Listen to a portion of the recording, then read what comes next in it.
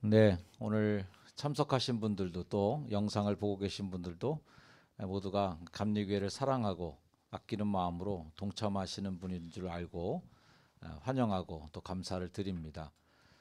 지난 입법의회를 통해서 많은 개혁 입법들이라고 불리우는 개혁적인 법안들이 상정되었고 의결이 된 중에 공육교회라는 개념도 아주 파격적인, 아마 교계에 있어서는 처음으로 도입되는 개념이 아닌가 하는 생각까지 드는데요. 저는 이런 것들이 신학적인 백그라운드가 더 잘 마련돼야 된다라는 생각을 먼저 했습니다.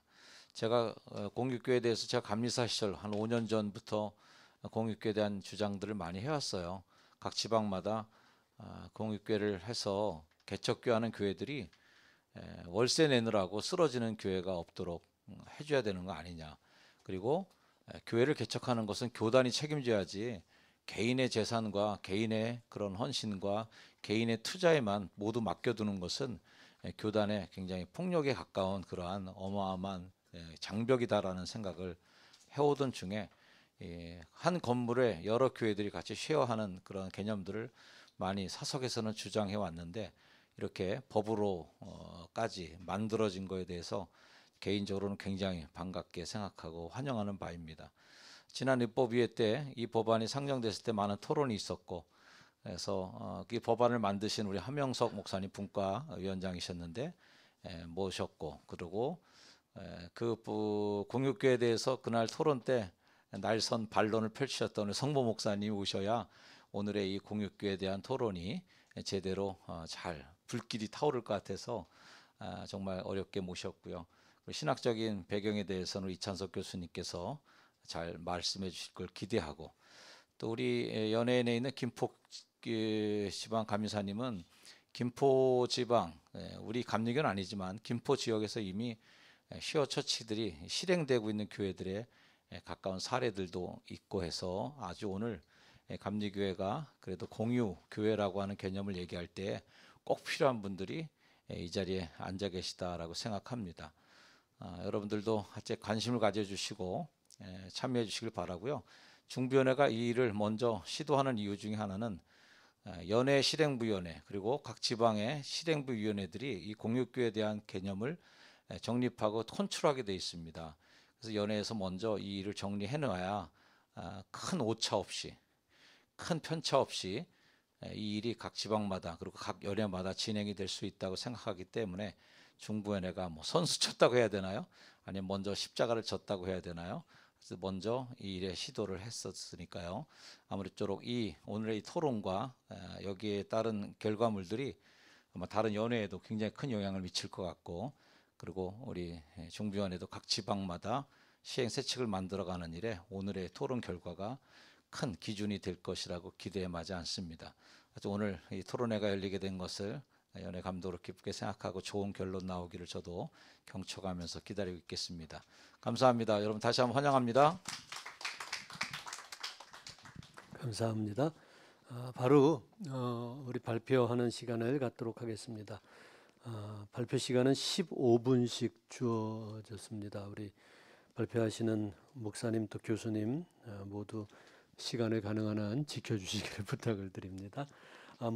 제일 먼저 우리 선교적 모델로서의 공육교회라는 제목으로 합성대학교의 이찬석 교수님께서 발표를 해 주시겠습니다. 우리 이찬석 교수님, 우리 여러분 한번 환영의 박수 부탁드립니다. 네, 교수님 발표하시겠습니다.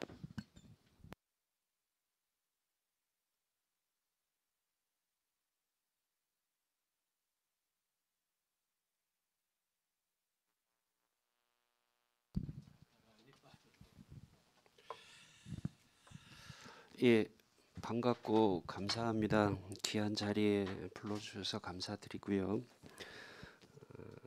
저는 시흥북지방 매화교회 소속으로 있고 협성대학교에서 조직신학을 가리키고 있습니다.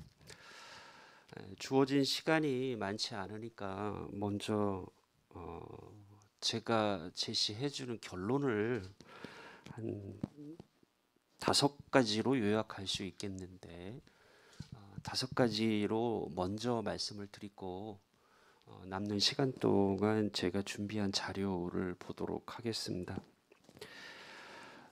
제가 제시하고 생각해 본 공육교의 모델, 주체와 상생의 모델이 되었으면 좋겠다, 이렇게 제안을 해봤습니다.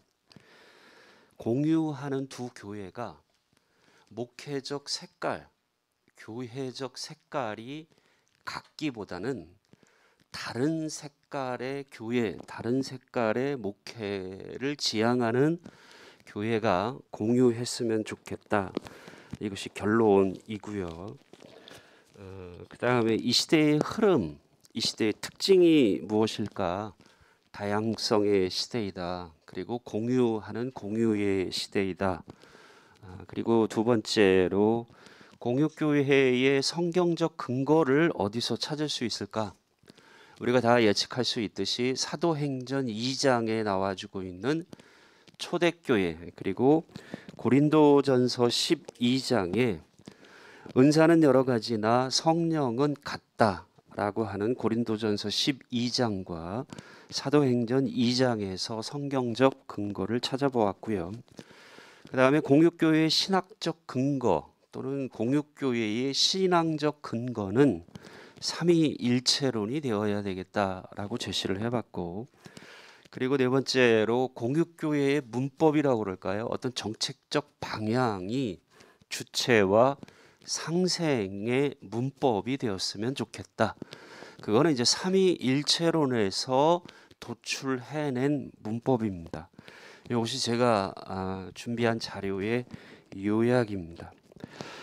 여러분들이 갖고 있는 자료 첫 번째 시작하는 말에 보면은 요즘에 많이 하는 말들이 렌털 소파에 앉아서 넷플릭스에 접속하여 드라마 오징어 게임을 본다. 소파에 앉았는데 그 소파를 내가 소유하고 내가 산 것이 아니고 렌트했다라는 거죠. 그리고 넷플릭스에 접속해서 오징어 게임을 본다라고 하는 것은 소유 경제가 아니고 구독 경제죠. 내가 오징어 게임이라고 하는 드라마를 소유하는 것이 아니고 넷플릭스에 접속해서 이미 있는 것을 공유하는 거죠. 렌탈 소파에 앉아서 넷플릭스에 접속하여 드라마 오징어 게임을 본다. 이 시대의 흐름, 이 시대의 경제를 잘 대변해주고 있는 것 같습니다. 그래서 소유 경제는 끝났다. 이제는 공유 경제, 구독 경제가 주목을 받고 있다. 이렇게들 이야기하고 있습니다. 그러면서 우리가 생각해 봐야 될 것은 기독교는 시작에서부터 출발에서부터 소유 경제가 아니고 공유 경제를 추구했다.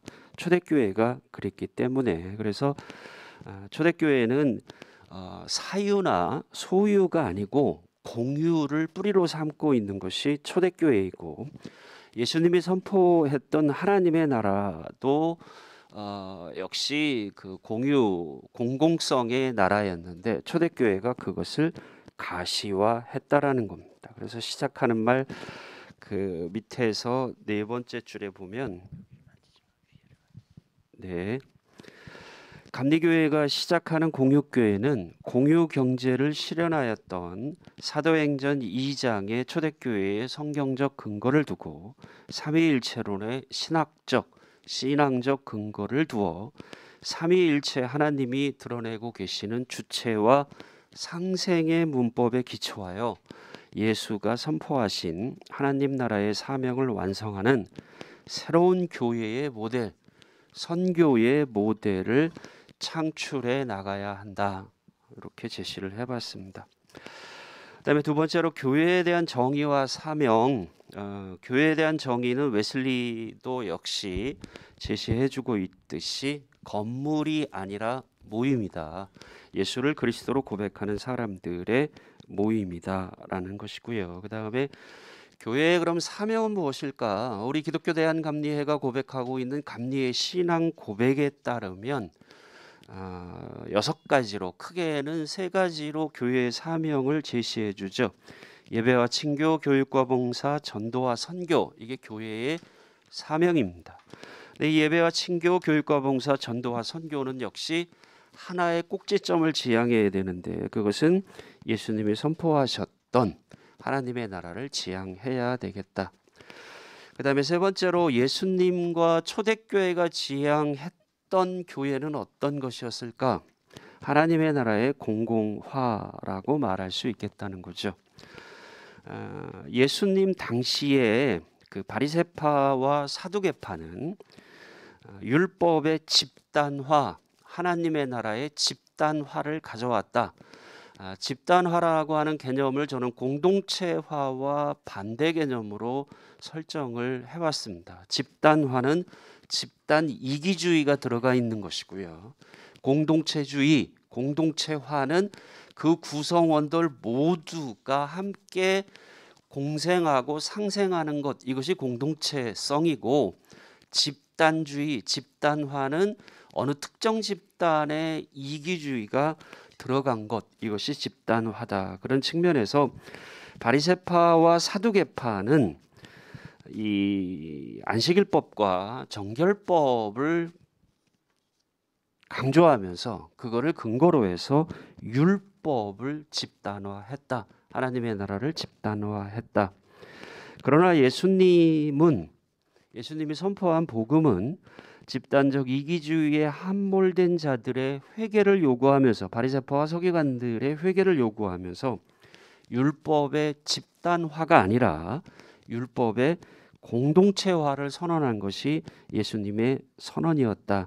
결국 예수가 선포한 하나님의 나라는 집단화에 저항하면서 공공성을 확보하는 공동체화를 지향하였고, 초대교회는 바리새파와 사두개파가 지향하였던 집단화를 거부하고 공동체화를 지향하면서 하나님 나라의 공공화를 구현한 것이 초대교회였다. 그러나 이제 기독교가 로마의 제국의 종교가 되어가면서 이 하나님 나라의 공공성, 공공화는 중심화를 이루어 갔다라는 거죠.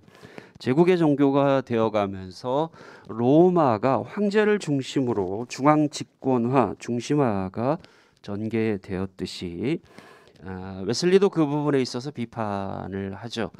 기독교의 타락, 교회의 타락을 가져온 결정적 근거는 콘스탄틴 황제다. 결국 웨슬리의 비판의 핵심, 콘스탄틴 제국의 종교에 대한 그 비판의 핵심은 교회의 만몬화와 중심화를 가져왔고, 교회는 로마 제국의 종교, 로마의 국교로 탈바꿈하면서 성직자 중심의 중심화, 권력 중심의 중심화를 가져왔다. 그러나 종교개혁으로 흘러가면서 이제는 그 제국의 종교가 이루어왔던 중심화를 해체화시켰다. 그 근거는 오직 성서로만이라고 하는 것은 최종적 권위는 성경에 있다라는 거죠. 제국의 종교는 성서의 권위보다 교황의 권위, 교회의 권위를 위에 넣었지만 오직 성서로만은 그거를 해체화시켰다라는 것이고, 우리가 잘 알고 있듯이 루터가 선언했던 만인 제사장직도 역시 교회 중심화를 해체화시키는 작업이었다. 여섯 번째로 이제 그러면 현대적 교회는 어떤 흐름을 갖고 있을까? 개체화가 특징이 아닐까라는 생각을 해봤습니다. 개교회 중심적으로 갔다라는 거죠. 개체교회 중심적으로 갔다라는 거죠. 현대의 많은 교회들이 성장이라고 하는 것을 지향점으로 삼았고, 교회는 보편적 교회나 교단과의 관계성이 깊어지기보다는 그런 부분에서는 아주 얇아진 교회로 자리를 잡았고, 실질적으로 한국 교회의 많은 교회들이 지역적 명칭을 사용해서 이름을 짓고 있는데, 그러나 그 지역의 전통, 그 지역의 문화, 특징과 연관성을 살리지 못하는 교회들이 많이 있고, 또 지역을 섬기는 지역의 공공성보다는 지역의 복음화, 지역의 기독교화에 집중하는 개체화로 나아간 것이 현대교회의 특징이 아닐까.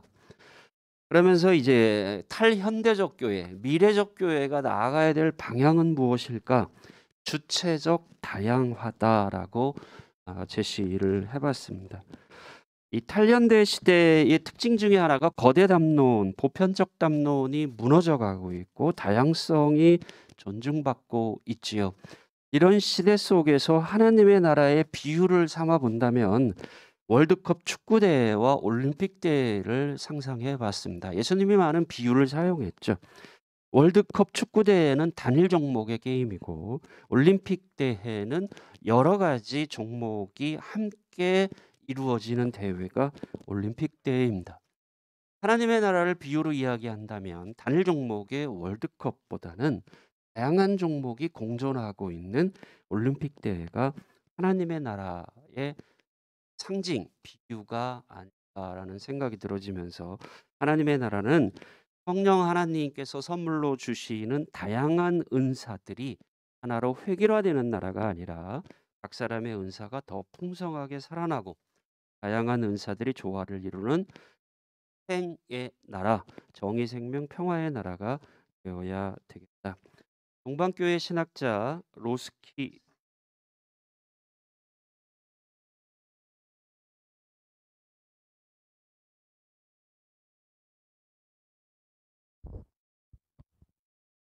동방교회 신학자 로스키는 그렇게 말하죠. 성자 하나님은 인류를 통일시키지만 성령 하나님은 사람들을 다양화시킨다.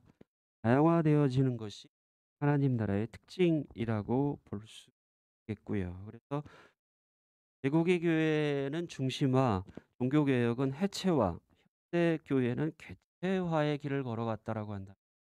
현대교회, 미래의 교회는 다양화를 모색해야 되겠다. 2분 정도 남았으니까 주체와 공생 8번으로 가보겠습니다. 공육교회는 유유상종의 차원을 좀 넘어섰으면 좋겠다. 성령 하나님, 성부, 성자, 성령 삼위일체 하나님이 본질에 있어서는 하나이지만 위격에 있어서 다른 색깔을 공유하고 있듯이 삼위일체 하나님은 위격에 있어서는 주체적이고 본질과 사역에 있어서는 상생하는 것이 삼위일체 하나님이다. 그래서 공육교회의 성경적 근거는 사도행전 2장이고 신학적 근거는 삼위일체론이 되어야 되겠다. 그래서 공육교회는 주체와 상생의 문법에 근거해서 펼쳐져야 되겠고 예수님이 선포한 나라 모든 사람에게 사실 다 굿뉴스는 아니었죠. 소외된 자들에게는 굿뉴스였지만 바리새인과 서기관들에게는 굿뉴스가 아니고 배드뉴스였겠죠. 예수가 선포한 하나님의 나라는 소외된 자들의 주체성을 우뚝 세워졌고 바리새인과 서기관들에게는 상생을 요구한 것이 예수님의 하나님의 나라였습니다. 그래서 공유하는 두 교회가 목회적 색깔에 있어서는 각각의 고유성을 담보로 하는 주체성을 확보하고 감리교회와 하나님의 나라라고 하는 우산 아래에서는 상생하는 교회가 되어야 되겠다. 본론적인 이야기겠습니다. 예수는 하나님의 나라를 선포했는데 나중에 온 것은 교회였고 교회는 중심화, 해체와 개체화의 길을 걸어가면서 공교회성과 공공성이 아주 얇아졌다. 개척교회는 개교회의 성장에 집중하면서 교회의 다양성을 드러내기보다는 예수의 하나님의 나라가 일깨워준 상생의 문법보다는 자본주의가 품고 있는 경쟁의 문법이 오히려 작동하고 있는 것이 아닌가. 그래서 이 시대에 적합한 하나님의 나라의 운동으로서 공육교회가 주체와 상생의 모델로 나아갔으면 좋겠다라는 것이고요. 그래서 고린도전서 12장의 말씀, 은사는 여러 가지나 성령은 같고 직분은 여러 가지나 주는 같으며 또 사역은 여러 가지나 모든 것을 모든 사람 가운데 이루시는 하나님은 같으니 각 사람에게 성령을 나타내심은 유익하게 하려 하심이라. 이 고린도전서 12장의 말씀을 이렇게 바꾸어 보았습니다. 성령은 한 분이지만 은혜의 선물은 여러 가지. 주님도 한 분이지만 섬기는 일은 여러 가지입니다. 모든 사람 안에서 일하시는 하나님은 한 분이지만 해야 할 일은 여러 가지. 감사합니다.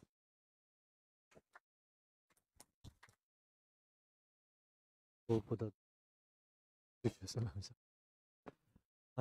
이번에는요. 이번 그 공육교회 장정 협계 개정을 신설을 했죠. 이 장정 개정의 배경에 대해서 심영석 목사님 이번에 장정개정위원회 제1소위원장 심영석 목사님께서 발표해 주십니다. 저는 서울연의 도봉지방 도봉교회에 소속하고 있는 소속 목사입니다. 제가 지금 섬기는 기관은 사단법인 생명을 나누는 사람들 여러분 중부위원회에서 시작을 해서 지금 우리가 사후 장기기증, 각막기증 그러한 활동을 하고 있으면서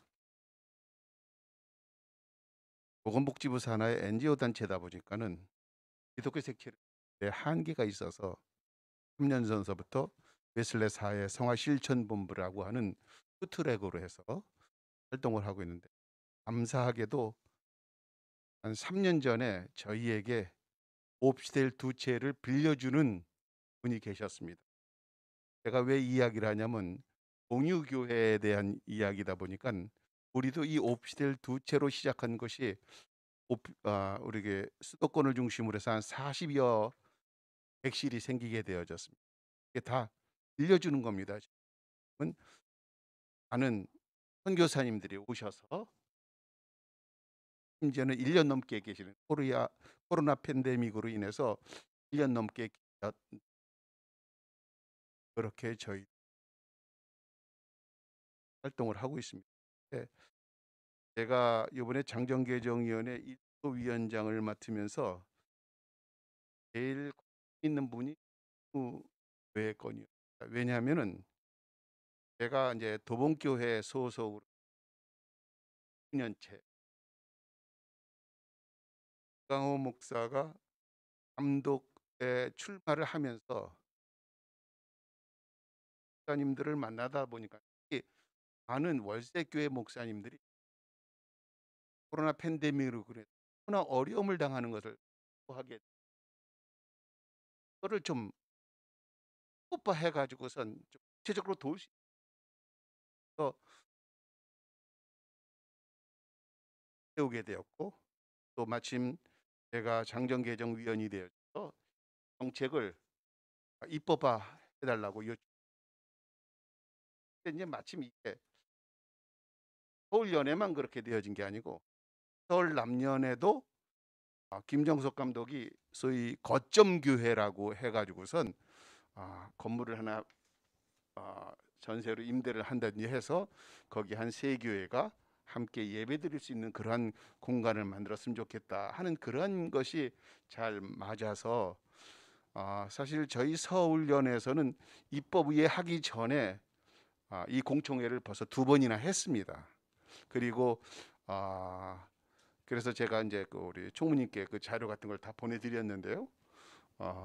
김포에 있는 타 교파의 그 공유교회에 대한 그러한 것들 미리 인지하고 어떻게 하면 참 좋을까 이런 생각을 했는데 아무튼 그런 상황 속에서 입법화되어졌고 처음에 저희 일소위원회에서는 205단에 6항에다가 조금 디테일하게 문구를 넣습니다. 이를테면은 기존 개척교회가 간에 합의하면은 동일한 위원회 내에서 예배 처소를 공유할 수가 있고 또 쌍방교회 구역에 또 지방 실행본의 결의가 있어야 된다 등 여러 가지 방법을 제안을 했고요. 그리고 또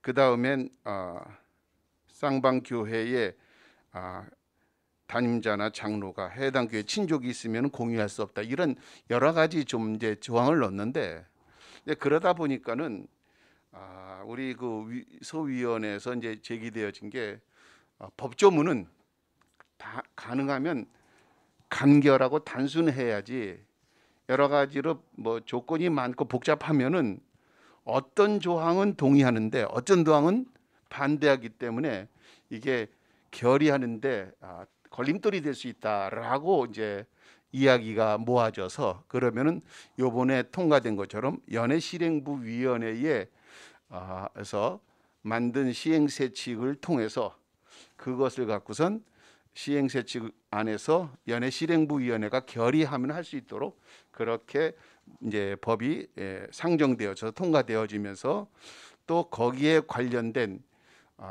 소위 지방경계법에 기존 공유교회는 기존 지방에 속한다라는 그러한 것을 넣습니다.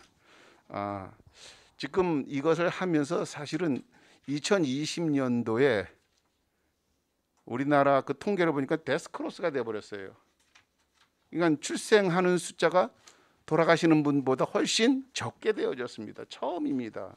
이런 가운데 앞으로 점점 한국 교회의 앞을 내다보면서 우리가 한 번 더 직시해야 되겠고, 아울러서 이러한 문제들을 공유교회를 통해서 풀어나가야 되겠다라는 그러한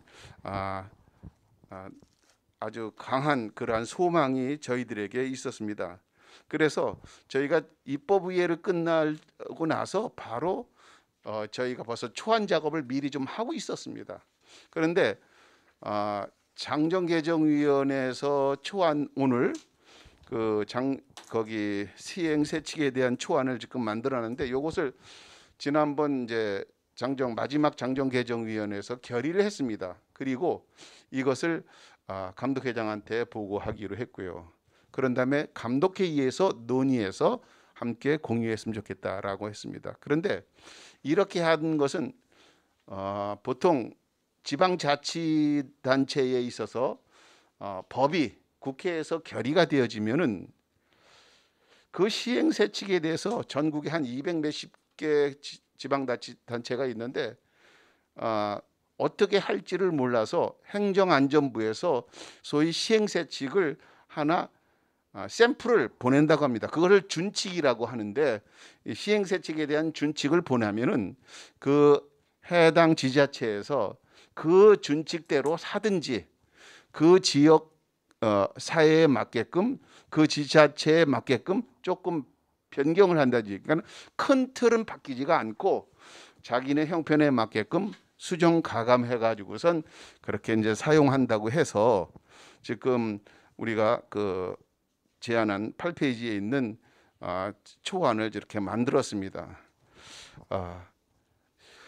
요 내용을 뭐 자세한 것은 이제 내용을 보시면 알지만은 제 3조에 보면은 이제 1의 3조 1항에 같은 지방 또는 인접지방에 속한 기존 개체교회 안에 인정한다. 다만 특수교회는 예외로 한다. 3개 이하의 개체교회 간의 공유교회만 인정한다. 교육자 및 장로의 직계 존비속 형제 자매가 소속되어 있는 개체교회 간의 공유교회를 인정하지 않는다.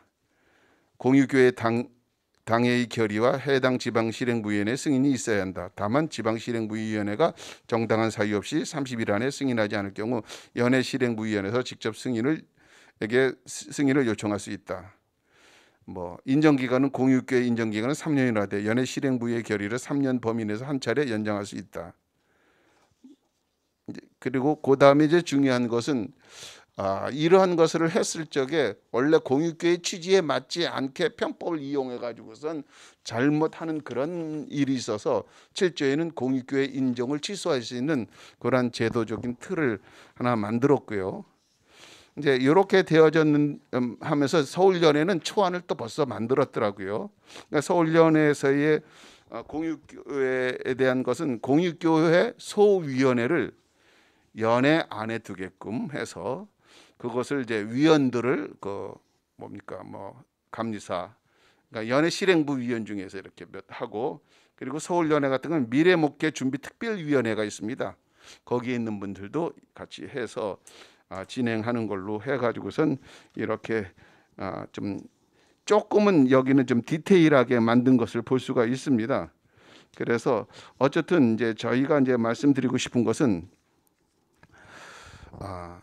이렇게 초안을 만들었으니까는 이걸 갖고 해당 연회의 형편에 맞게끔 조절을 해가지고선 그래서 연애실행부위원회에서 결의하면은 그걸 갖고서 진행하면 좋지 않겠는가 해서 감히 이렇게 보고를 드리겠습니다.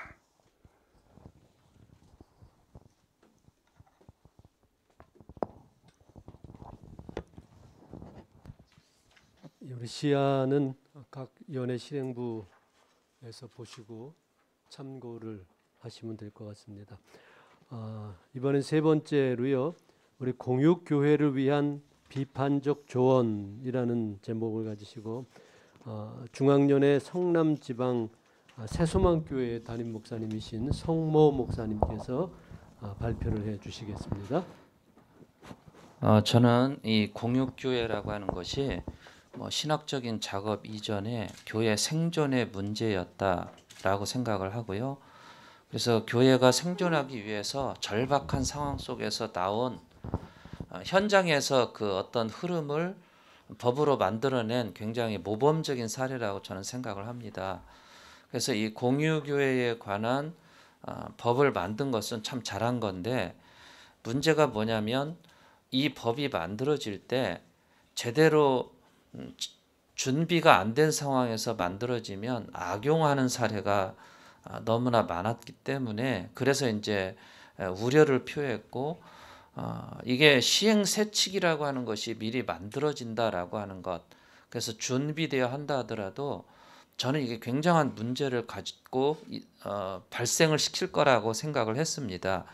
그래서 현장에서 이제 그냥 부결되기를 원했고 여러분들이 잘 아는 그 문병환 목사 같은 경우 이게 세습의 완성판이다라고 얘기를 했고 심지어는 지방이 달라도 가능하다라고 하는 지방경계법을 깨면서까지 이런 규정이 결국은 뭐 여기 시행세칙을 보면 인접한 지방이라고 이렇게 얘기를 했지만 인접한다라고 하는 개념 자체가 애매모호합니다. 사실은 우리 성남 지역 같은 경우는 세 개 지방이 있습니다. 분당 지방이 있고요.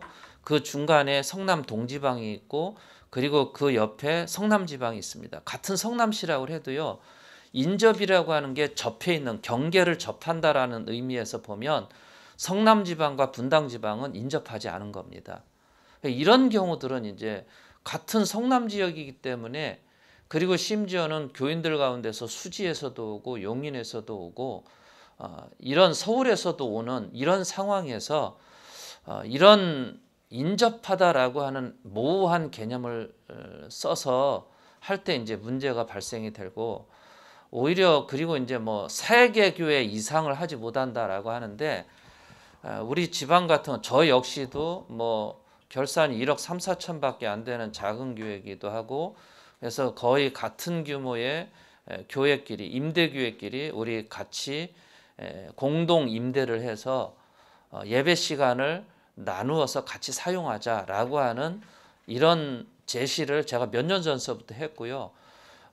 우리 직전 감리사 같은 경우는 임대교회끼리 건물을 구매를 하자. 그래서 한 4층, 5층이면 5개 교회가 같이 공동으로 구매를 해서 한 층씩 나눠서 쓰고 혹은 뭐 1, 2층을 공동으로 쓰는 대로 하고 각 층을 이제 예배 시간을 달리해서 그런 식으로 한다면 3개 교회 이거는 제한입니다. 그래서 이런 것들이 사실은 굳이 이렇게까지 세밀하게 세칙을 만들 필요가 없거든요. 근데 이런 그런 잘못 이렇게 뭐 세칙을 모범적인 거를 이렇게 한다라고 하는데 그리고 여기서 보면 그 세칙에 보면 교역자 장로 본인의 직계 존비 속 형제 자매가 소속된 개체교회 간 여기서 부부는 빠졌습니다.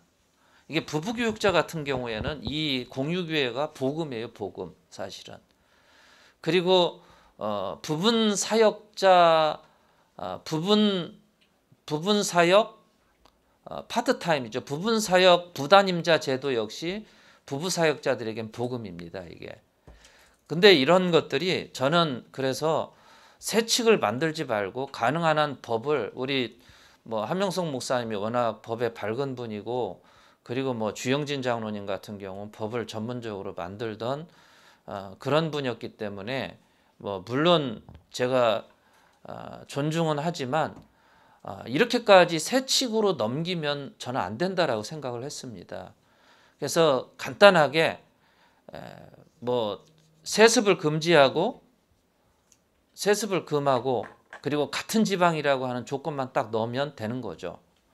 근데 그런 간단한 그 조건을 넣지 않고 너무 간단하게 만들고 세칙으로 다 한다 그러면 여러분들 그 연회 실행위에서 결정하는 것이 얼마나 정치적으로 움직이는지 감리사로서 실행위원 했던 사람은 다 압니다. 뭐 우리 연회 같은 경우는 가령 뭐 연회본부를 옮기겠다, 본부에 있는 거를 저쪽 하남 쪽으로 옮기겠다. 근데 몇몇 장로님들하고 목사님들을 이렇게 감독님이 잘 얘기해갖고 그분들이 몰아가면 구조 결정이 돼버립니다. 이게 보통 연회의 의사결정 구조 그래요. 의사결정 구조 자체가 그렇습니다. 우리 정현수 감독님이 뭔가 해야 되겠다라고 하면 일단은 유력한 실행위원들, 감리사님들 얘기해갖고 이렇게 좀 해줬으면 좋겠다 하고 밀어붙이면 저는 다 된다라고 생각을 합니다. 근데 만약에 감독님이 공유교회를 하고 싶어요. 아들이나 형제나 부부나. 그러면 이 부분은 빠져야 되는 겁니다. 그러니까 이런 어떤 그 집단, 특히 연회 실행위원회의 결정에 이게 맡기는 거는 저는 별로 좋은 거는 아니라고 생각을 합니다. 여러분들 의외로 세습에 대한 욕망은 무지무지 강합니다. 목회자들에게.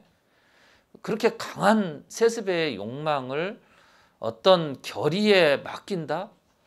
연회의 그 결정에 맡긴다? 저는 이거 굉장히 위험하다라고 봅니다. 물론 뭐 연회 실행위원분들이 굉장히 뭐 정의롭고 분별력 있고 그러면 모르겠는데 저는 그렇지 않은 사례들을 너무나 많이 봐와서 저는 굉장히 위험하다라고 이렇게 생각을 했습니다. 그리고 이 부분은 그래서 공유교회라고 하는 게 법이라고 하는 것은 항상 제일 늦게 바뀌는 게 법이에요. 이미 감리교회 안에는 임대교회끼리는 너무 어려우니까 이걸 어떻게든지 교회가 생존하기 위한 절박감 때문에 우리 서로 공동으로 임대를 하자 이게 나온 거예요. 저희 교회 같은 경우도 두 층을 쓰는데 거의 250만 원, 1억 5천 전세에 보증금에 240만 원 정도가 나갑니다. 매달. 근데 이게 굉장한 돈이잖아요. 그래서 이것만 만약에 공동으로 쓰면 240만 원에서 절반, 120만 원 정도가 절약이 돼요. 그러면 이거 갖고 선교할 수 있습니다. 선교사님 한 분을 도울 수 있고 뭐 혹은 전문 청소년 사역자를 부를 수 있습니다.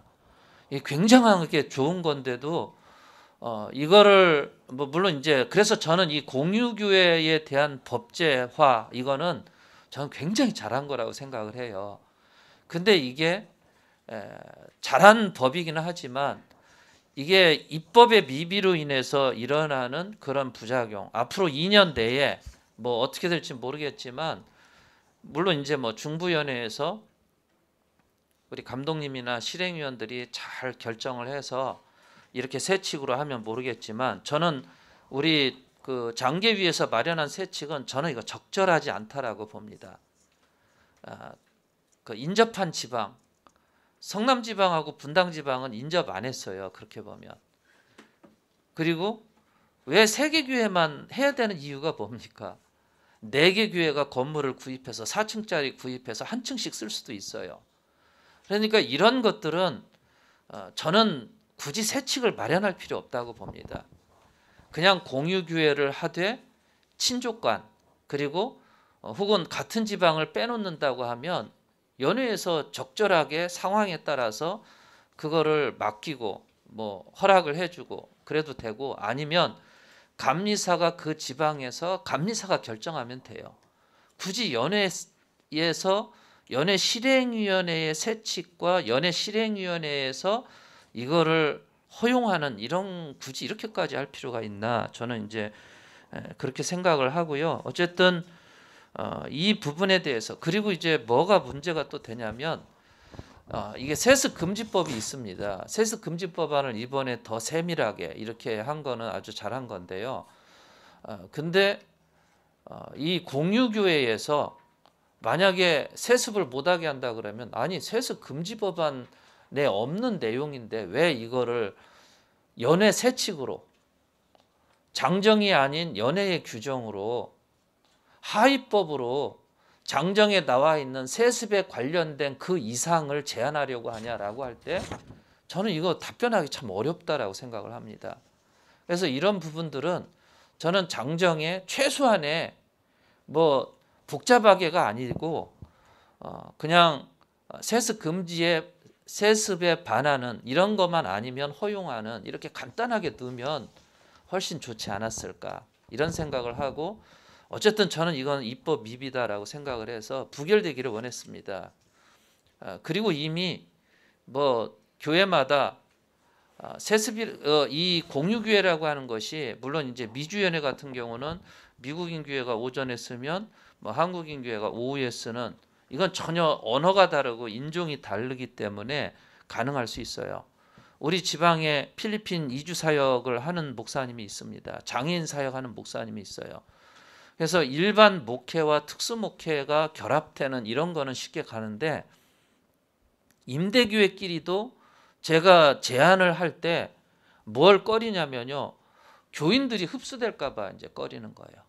같이 예배를 드리고 제가 그렇게 했죠. 새벽 기도는 그냥 일주일씩 나눠서 합시다. 그리고 11시 예배는 시간을 나눠서 한 달에 한 번씩, 두 달에 한 번씩 바꿔가면서 합시다. 그리고 중고등부 이런 거는 우리가 임대해서 남은 거니까 전문 청소년 사역자를 부릅시다. 근데도 꺼리는 이유가 뭐냐면 이 교인들이 흔들릴까 봐 이제 그런 것도 있어요. 근데 이게 건물을 가지고 있는 교회와 큰 교회와 작은 임대교회끼리는 이거는 굉장히 위험하지 않을까. 그래서 아마 꺼리지 않을까. 그런 생각도 합니다. 물론 건물이 이제 뭐 교육관이라든가 달라지면 또 모르겠지만 그러나 그거는 저는 쉽지 않다라고 생각을 합니다. 이상입니다.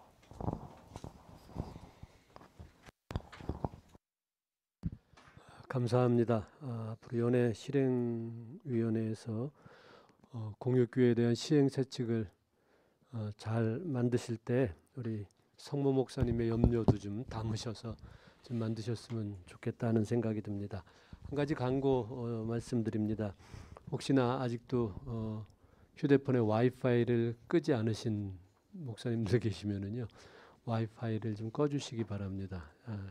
트래픽이 좀 심해지면 중계하는데 좀 어려움이 있어서 그렇습니다.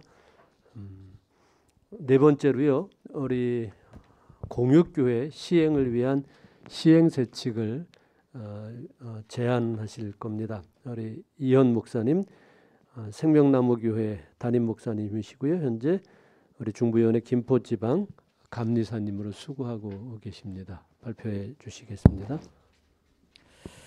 예, 타이머 눌렀습니다. 딱 15분 안에 마치도록 하겠습니다.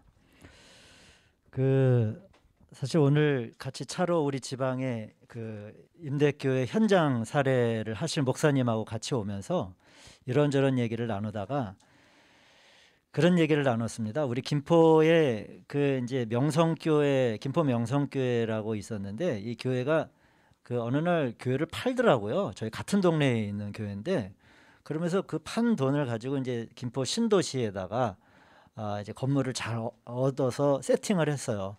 그러면서 이제 여러 교회들 입주 신청을 받아서 처음 이제 시작을 한 소식을 몇 년 전에 들었는데 지금은 하여튼간 형식적으로는 제 3호까지 안양에까지 이렇게 공유 교회를 거의 이제 르호봇이라고 하는 교회 내 선교 단체를 만들어서 선교 단체가 이제 주관을 하고 그 교회도 메인 11시 예배에 들어가서 예배를 자기가 드리고 이제 앞뒤로 5개 또는 7개 교회가 이렇게 예배당을 공유하는 시스템을 이제 곁에서 봤습니다.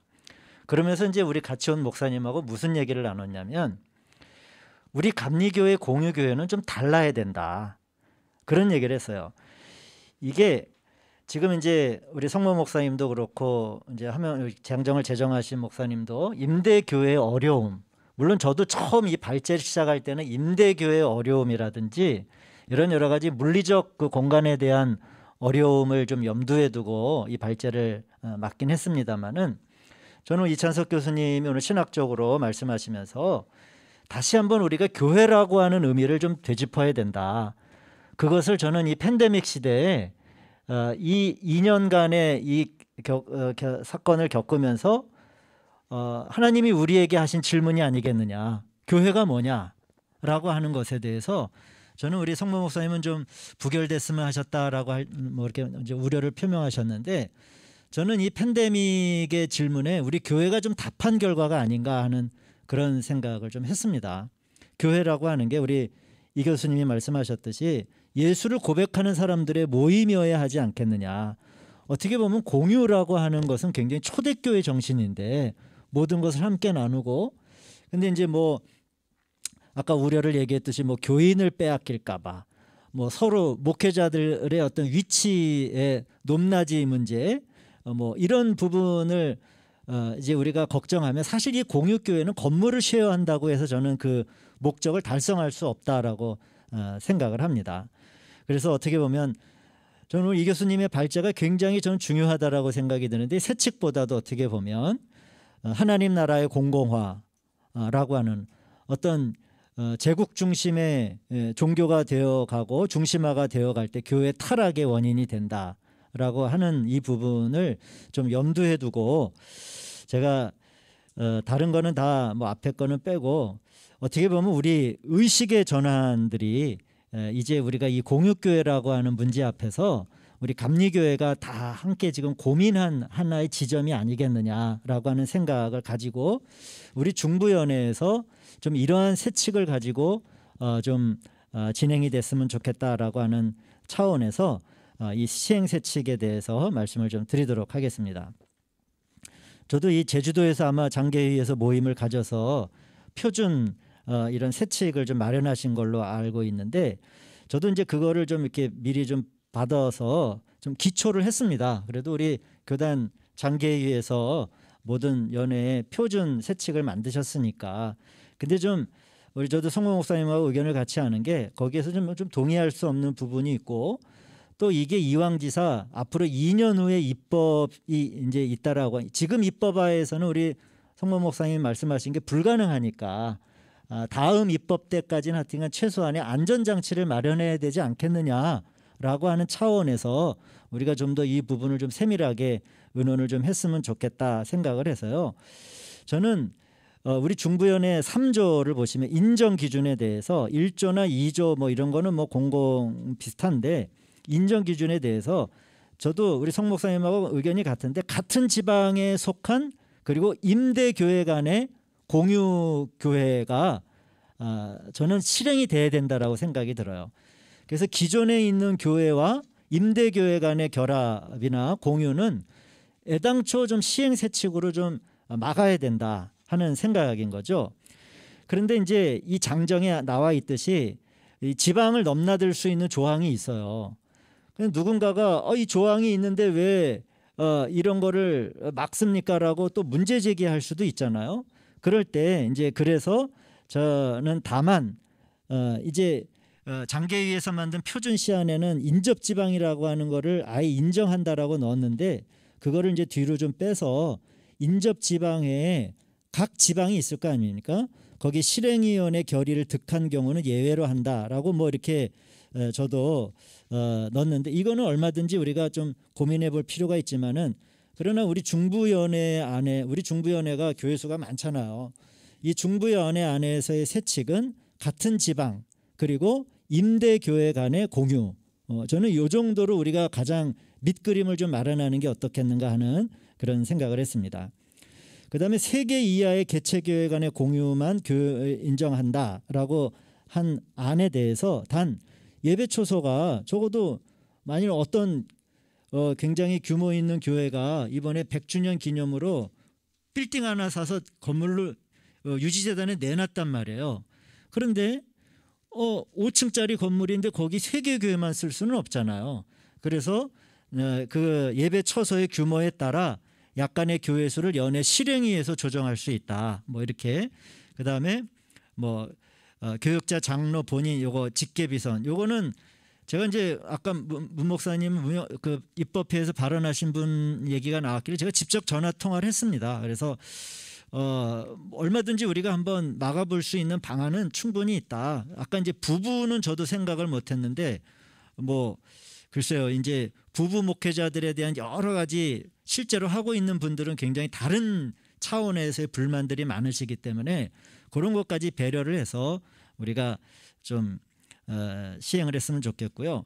그 다음에 공유교회에 서리 파송은 할 수 없다라고 하는 안과 공유교회에 속하여 개척 설립을 할 수 없다. 이런 안 정도로 제가 제안을 좀 드립니다. 승인 절차는 이제 이런 것들이 우리 현장에서 우리 감리사님들이 지금 제가 보니까 유튜브에 뭐 얼마나 들으시나 한 50여 분이 지금 유튜브 중계를 보고 계시는데 이제 이건 실무의 문제가 당장 생긴 거예요. 저도 이제 지방 감리사니까 만일 우리 지방에 2명의 목회자가 3명의 목회자가 감리사님 우리 지금 어디 하나 내 거 빼가지고 우리 둘이 이렇게 합쳐가지고 지금 건물 하나 마련했으니까 우리 3명이서 하겠소 라고 하면 당장 감리사님들 이걸 어떻게 하지?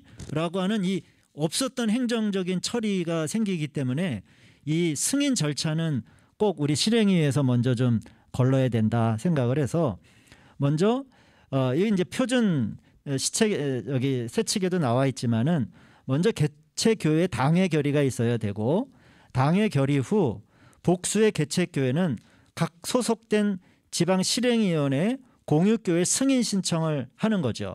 근데 여기에서는 이제 한 목사님 얘기했듯이 정당한 사유 없이 30일 안에 승인하지 않을 경우 연회 실행부에 승인 요청을 할 수 있다. 지방 실행위의 결의를 득한 후 해당 감리사는 연회 감독에게 보고 후 연회 실행위원회 결의를 거쳐 연회 감독은 공유교회를 승인한다. 이런 승인 절차 정도를 한번 생각해 봤습니다. 공유교회 인정기간은 3년으로 하되 제가 이제 이 표준 세칙에 있길래 저도 넣어봤는데 이 부분은 좀 많은 토론이 좀 필요할 것 같아요. 꼭 뭐 3년으로 제한할 필요가 왜 굳이 있겠는가 하는 그런 생각이 들고요. 공유교회 소속 이거는 이제 장정에 이게 있기 때문에 이게 저도 이제 넣었지만은 제가 앞에서 제일 처음 한 지방에 한한다라고 하는 세칙을 만들면 사실 이 6조 항은 좀 필요 없는 사문화될 수 있는 조항이라고 생각을 합니다. 이어서요. 또 시간도 있기 때문에요. 2부 토론을 이어서 하도록 하겠습니다. 토론은 1부의 발표에 대한 질문과 의견을 먼저 받고요. 두 번째는 공유교회에 대한 기대와 염려 우리 한 분이 김포지방 제가 알기에는 한 분으로 알고 계십니다. 두 분이 아니라 발표를 하시고요. 세 번째 공유교회에 대한 제안과 세칙 제안 또 종합 의견을 듣는 시간 이렇게 세 부분으로 나누어서 진행하도록 하겠습니다. 먼저 우리 일부 우리 네 분의 목사님들이 발표를 하셨는데요. 이 일부 발표에 대한 질문이나 혹은 의견 있으면 우선은 우리 오프라인에 앉아 계신 목사님들 먼저 질의를 받고요. 지금 채팅창으로 질의를 받고 있습니다. 그렇기 때문에 그 질의는 나중에 제가 대신해서 질문을 하도록 그렇게 하겠습니다. 예, 우리 강승구 감사님 맞죠? 예. 거기서 나오셔서 이게 또 우리뿐만 아니라 듣는 사람들이 또 있어서 여기로 오셔 카메라가 이쪽으로 돼 있으니까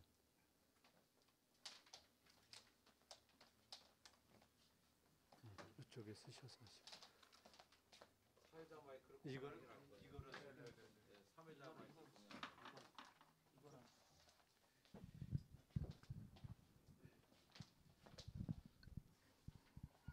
네, 저는 그 공유교회에 대한 관심이 많이 있었고요. 또 실제로 우리 각 지방 현장에 공유교회에 대한 어떤 필요성이 많이 이미 어떤 의미가 어떤 용어가 뭐 공유되었든지 안 되었든지 이미 존재했다고 생각을 합니다. 근데 저는 발제하신 분들의 말씀 속에서 기존 교회가 아니고 임대 교회들 간의 어떤 연합, 또 공유 이런 것에 대한 말씀들이 있는 것 같더라고요. 근데 저는 좀 더 기존의 건물도 있고 또 그리고 홀로 설 수 있는 그런 교회들도 같이 되어야 되지 않을까 이런 생각을 했습니다. 그래서 저는 그 임대해도 보증금이 다 까먹고 또 교인들이 숫자가 없는 것도 있지만은 그 교회 어려움 때문에 자꾸 이제 이동이 일어나서 다른 교회를 가는 경우들이 생기는 거거든요. 그런데 기존 교회들이 어떤 공동 목회 사실 뭐 그런 차원에서 저는 생각을 했었는데 입법도 사실은 생존형 입법이라고 아까 말씀을 하셨는데 좀 더 미래적으로 생각을 한다면 좀 더 이렇게 어떤 제한을 자꾸 두기보다는 좀 확실히 열어서 어떤 물론 부정적인 어떤 일도 있지만은 좀 더 넓게 열어서 좀 많은 좀 그런 액션이 일어나고 또 새로운 많은 길들이 모색될 수 있도록 그렇게 하는 게 좀 낫지 않을까. 저는 개인적으로 그렇게 생각을 했습니다. 그래서 임대 교회들 간의 공유 이런 제한보다는 좀 더 넓게 확실하게 좀 확 열어서 그렇게 하고 문제점이 되는 부분들은 아까 뭐 서울연회에서 공유교회 어떤 위원회 뭐 이런 것도 있는 것처럼 그런 부분들은 이렇게 처리해 가는 방향으로 나가는 게 더 어떤 이것을 법을 만드는 취지에 더 합당하지 않을까 이런 생각을 한번 해봤습니다. 의견을 내신 건가요? 제안하신 거죠? 예, 뭐 또 다른 분, 이제 우리 이인구 목사님, 제가 이름을 알아가지고 자기 소개 좀. 부평서지방 십정중무교회 이인구 목사입니다. 제가 들으면서 각기 다 다른 방면에 좋은 말씀들을 해주셨는데 함영성 목사님께 제가 좀 질문드리고 싶습니다. 내용들이 너무 광범위한 여러 가지 내용을 담고 있어서 아마 좀 체크해 주시면 좋을 것 같은데요. 이게 공유교회 인준이 나머지 거는 개척교회 인준과 같은지라는 거 하고요. 두 번째는 공유교회 폐쇄는 어떻게 되는지라는 거요. 그게 장정대로 기존 교회 폐쇄와 같은 건지요. 세 번째는 조직과행정법 5조 1항의 전 교리장정에 보면 입교인 12명으로 하는데 이 경우는 예외가 되는지 앞에 부분과 좀 연관이 있지만 그런 부분하고요. 네 번째는 3조 1항 인정 기준에서 장애인 교회는 예외로 한다는 의미가 무엇을 말하고 있는지 좀 애매한 것 같아서 좀 설명해 주셨으면 하고요. 다섯 번째는 3조 2항에 보면 세계교회 이하로 한다고 했는데 그 세계교회 이하로 하게 된 어떤 취지가 있을 것 같습니다. 그런 부분에 대해서 좀 말씀해 주시고요. 여섯 번째는 내용 중에 보면 연예실행부위원회가 청문회식으로 청문 방법이라는 얘기가 나오거든요. 그래서 그런 부분이 공유교에 속한 담임자를 청문하도록 돼 있는데 그 부분은 어떻게 진행되는지에 대한 얘기를 좀 질문드리고 싶고요. 일곱 번째는 3년 이내라고 그랬습니다. 첫 번째는 3년 이내고 두 번째 이제 한 차례 연장이 가능하다고 그랬거든요. 그러면 최장으로 하면 6년인데 6년 이후는 자동으로 폐지가 돼 버리는데 그러면 그 방법은 어떤 생각을 가지고 발의되어져서 진행하는지 하고 여덟 번째는 연회세칙으로 지금 이제 내용들이 정리가 되어질 텐데 제가 아까 들으면서 성문 목사님 같은 경우 참 좋은 말씀들 우리가 다시 한번 봐야 될 부분들을 이야기하셨는데 그걸 집어넣을 때 교리화장정과 배척되어져서 문제가 생기지는 않는지 그런 부분들에 대해서 좀 질문드리고 싶습니다. 좀 장황하지만 관련된 내용들이라 질문드립니다. 이상입니다.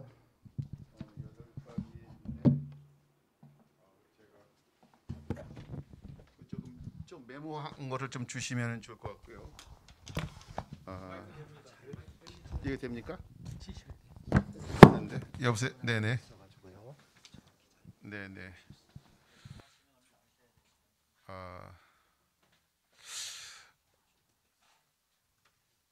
한 가지 제가 분명하게 말씀드리는 것은 그 세칙에 대해서 가로 열고 초안이라 그랬습니다. 이거는 아까도 이야기했듯이 우리 장정개정위에 이렇게 초안을 만들었으니 연회의 형편에 맞게끔 보완할 것은 보완하고 뺄 것은 빼고 하라는 의미라고 제가 분명히 말씀드렸고요. 어떻든 시행세칙도 장정에 반해서는 안 됩니다. 그건 분명합니다. 장정에 반하면은 그거 나중에 다툼의 소지가 분명히 있기 때문에 그건 안 되고요.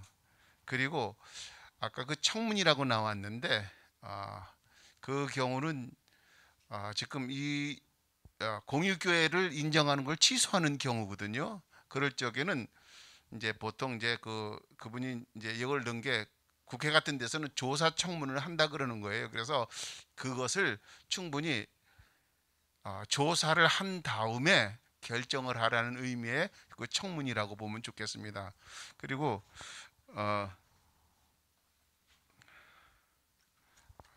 제가 시간이라서 3년 이후는 어떻게 되는 3년 6년 이후는 어떻게 되는가 그랬는데 저희가 이제 생각한 것은 이것을 적어도 한 6년 정도를 하면서 나름대로 열심히 해가지고선 공유하지 않고 자기네들이 또 단독으로 좀 모아두면은 한 6년 동안 기금을 모아두면은 또 나갈 수 있지 않을까. 나가서 그렇게 하고 또 거기에 해당 필요로 하는 사람들이 이런 공유교회를 하려고 그러면은 들어오려고 하는 그런 분들이 좀 많이 있을 것 같아요.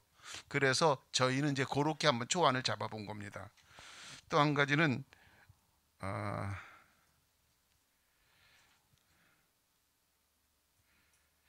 조직과 행정법이랑 입견 12명은 이것은 뭐 장정에 있는 우리가 여기에서는 언급을 하지 않았기 때문에 장정에 있는 그대로 해 나가면 될 거라고 봅니다.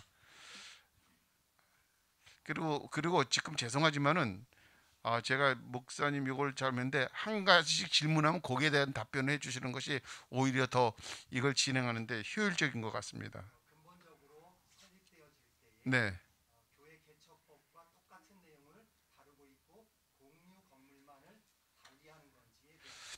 네, 지금 우리 그 초안을 만드는 기존 교회라고 했습니다. 그렇기 때문에 기존 교회에 해당되는 교회들이 우리가 이제 예배당을 공유하는 거에 대한 세칙을 만들었으니까는 그 문제는 그 개척을 할 때의 그러한 거하고는 개념하고는 완전히 동떨어진 거라고 볼 수가 있습니다. 그렇습니다. 기존 교회만 됩니다. 개척을 하다 보면 개척 교회를 하는 것은 교회는 안 되는 겁니다.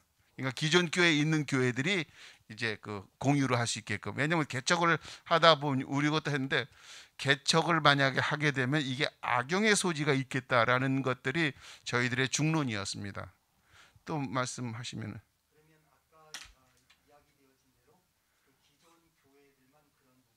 그렇습니다. 네.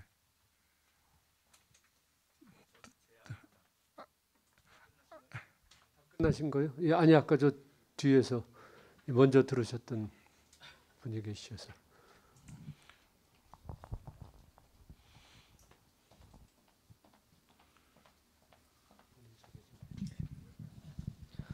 부평서지방 사랑교회를 담임하고 있는 최순주 목사입니다.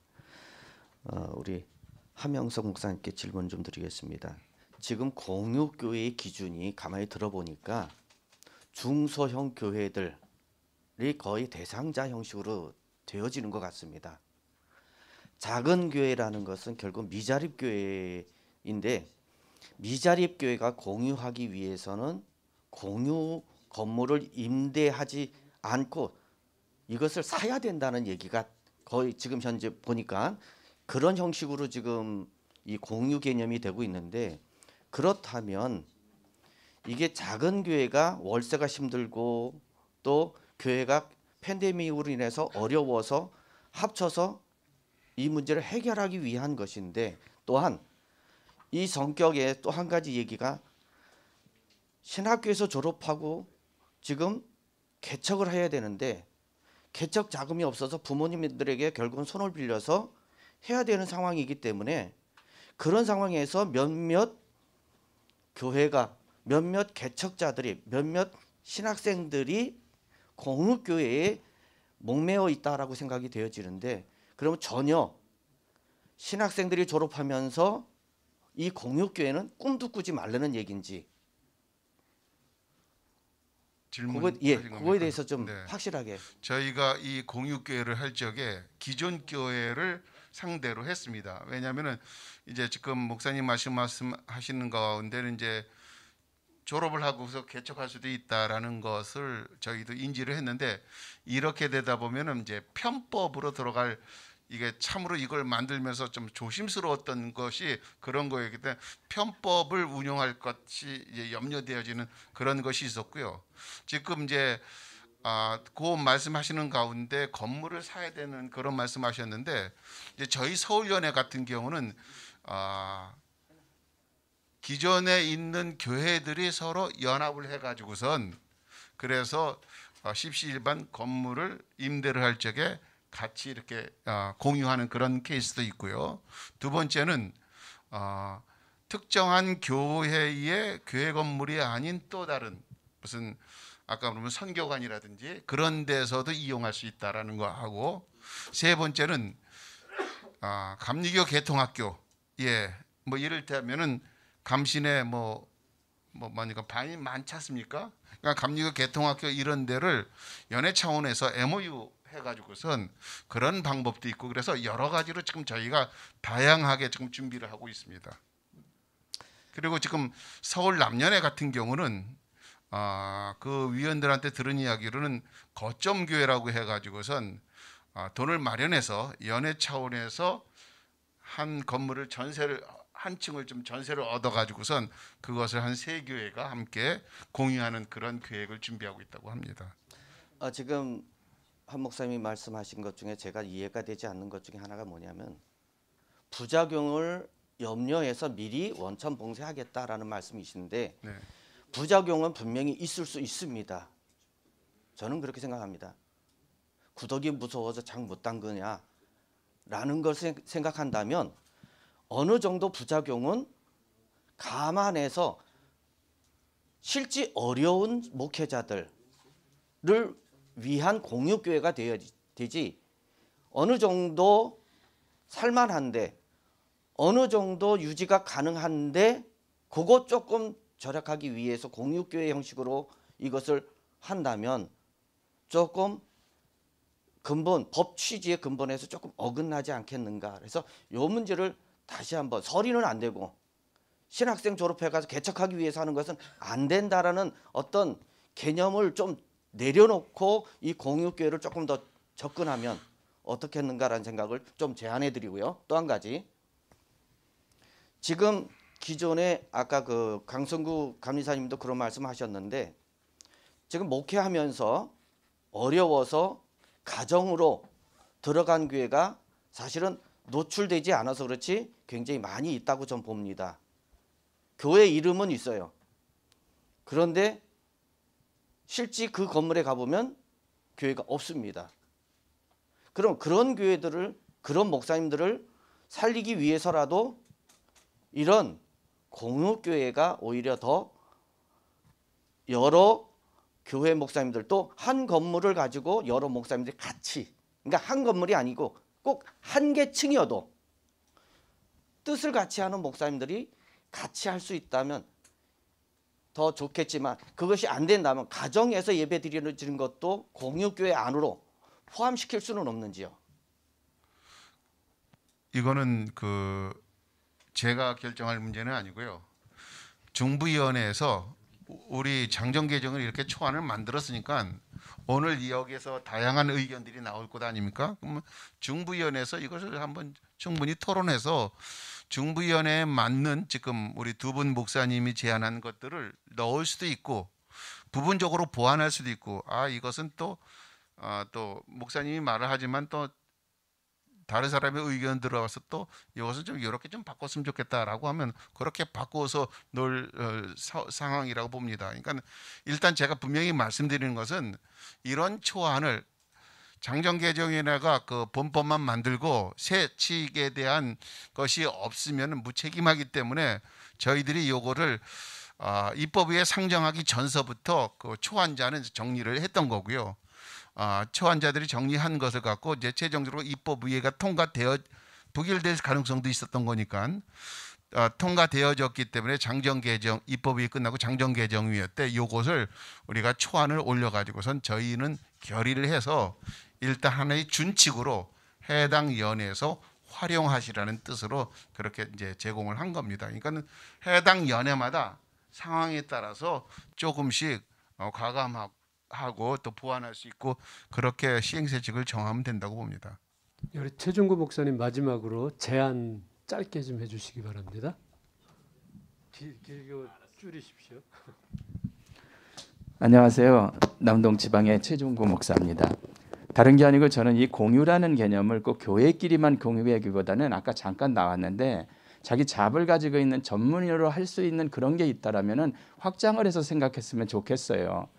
제가 이제 이게 총회 입법회의 때 딱 저게 뜨더라고요. 그러니까 그때 누구랑 같이 있었냐면 승희교회 목사님하고 박철호 목사님이라는 분, 그분은 장관 보좌가 수석 보좌관으로 2급까지 하셨던 분이잖아요. 그러니까 셋이 있는데 내가 얼른 그랬어요. 박 목사님, 우리 그냥 친하니까 승희교회 가서 이제 예배드리자. 돈 누구 들 텐데라고 얘기를 딱 했는데 나중에 알고 보니까 작은 교회끼리만 인정을 하는 거예요. 그래서 저는 미국 스타일로 생각을 했던 거죠. 그래서 좀 정리해서 간단히 말씀드리면은 이게 작은 교회끼리만 할 게 아니라 큰 교회도 문을 열고 자기가 감당할 수 있으면 가는 거고 감당할 수 없으면 못 가는 거예요. 그거를 왜 미리 저희가 걱정을 해요. 법으로 박아버리면 되지. 근데 작은 교회끼리만이 아니라 큰 교회도 우리가 렌탈해서 쓸 수 있다라고 한다든지, 또 두 번째는 뭐냐면은 두 번째는 잊어버렸어요.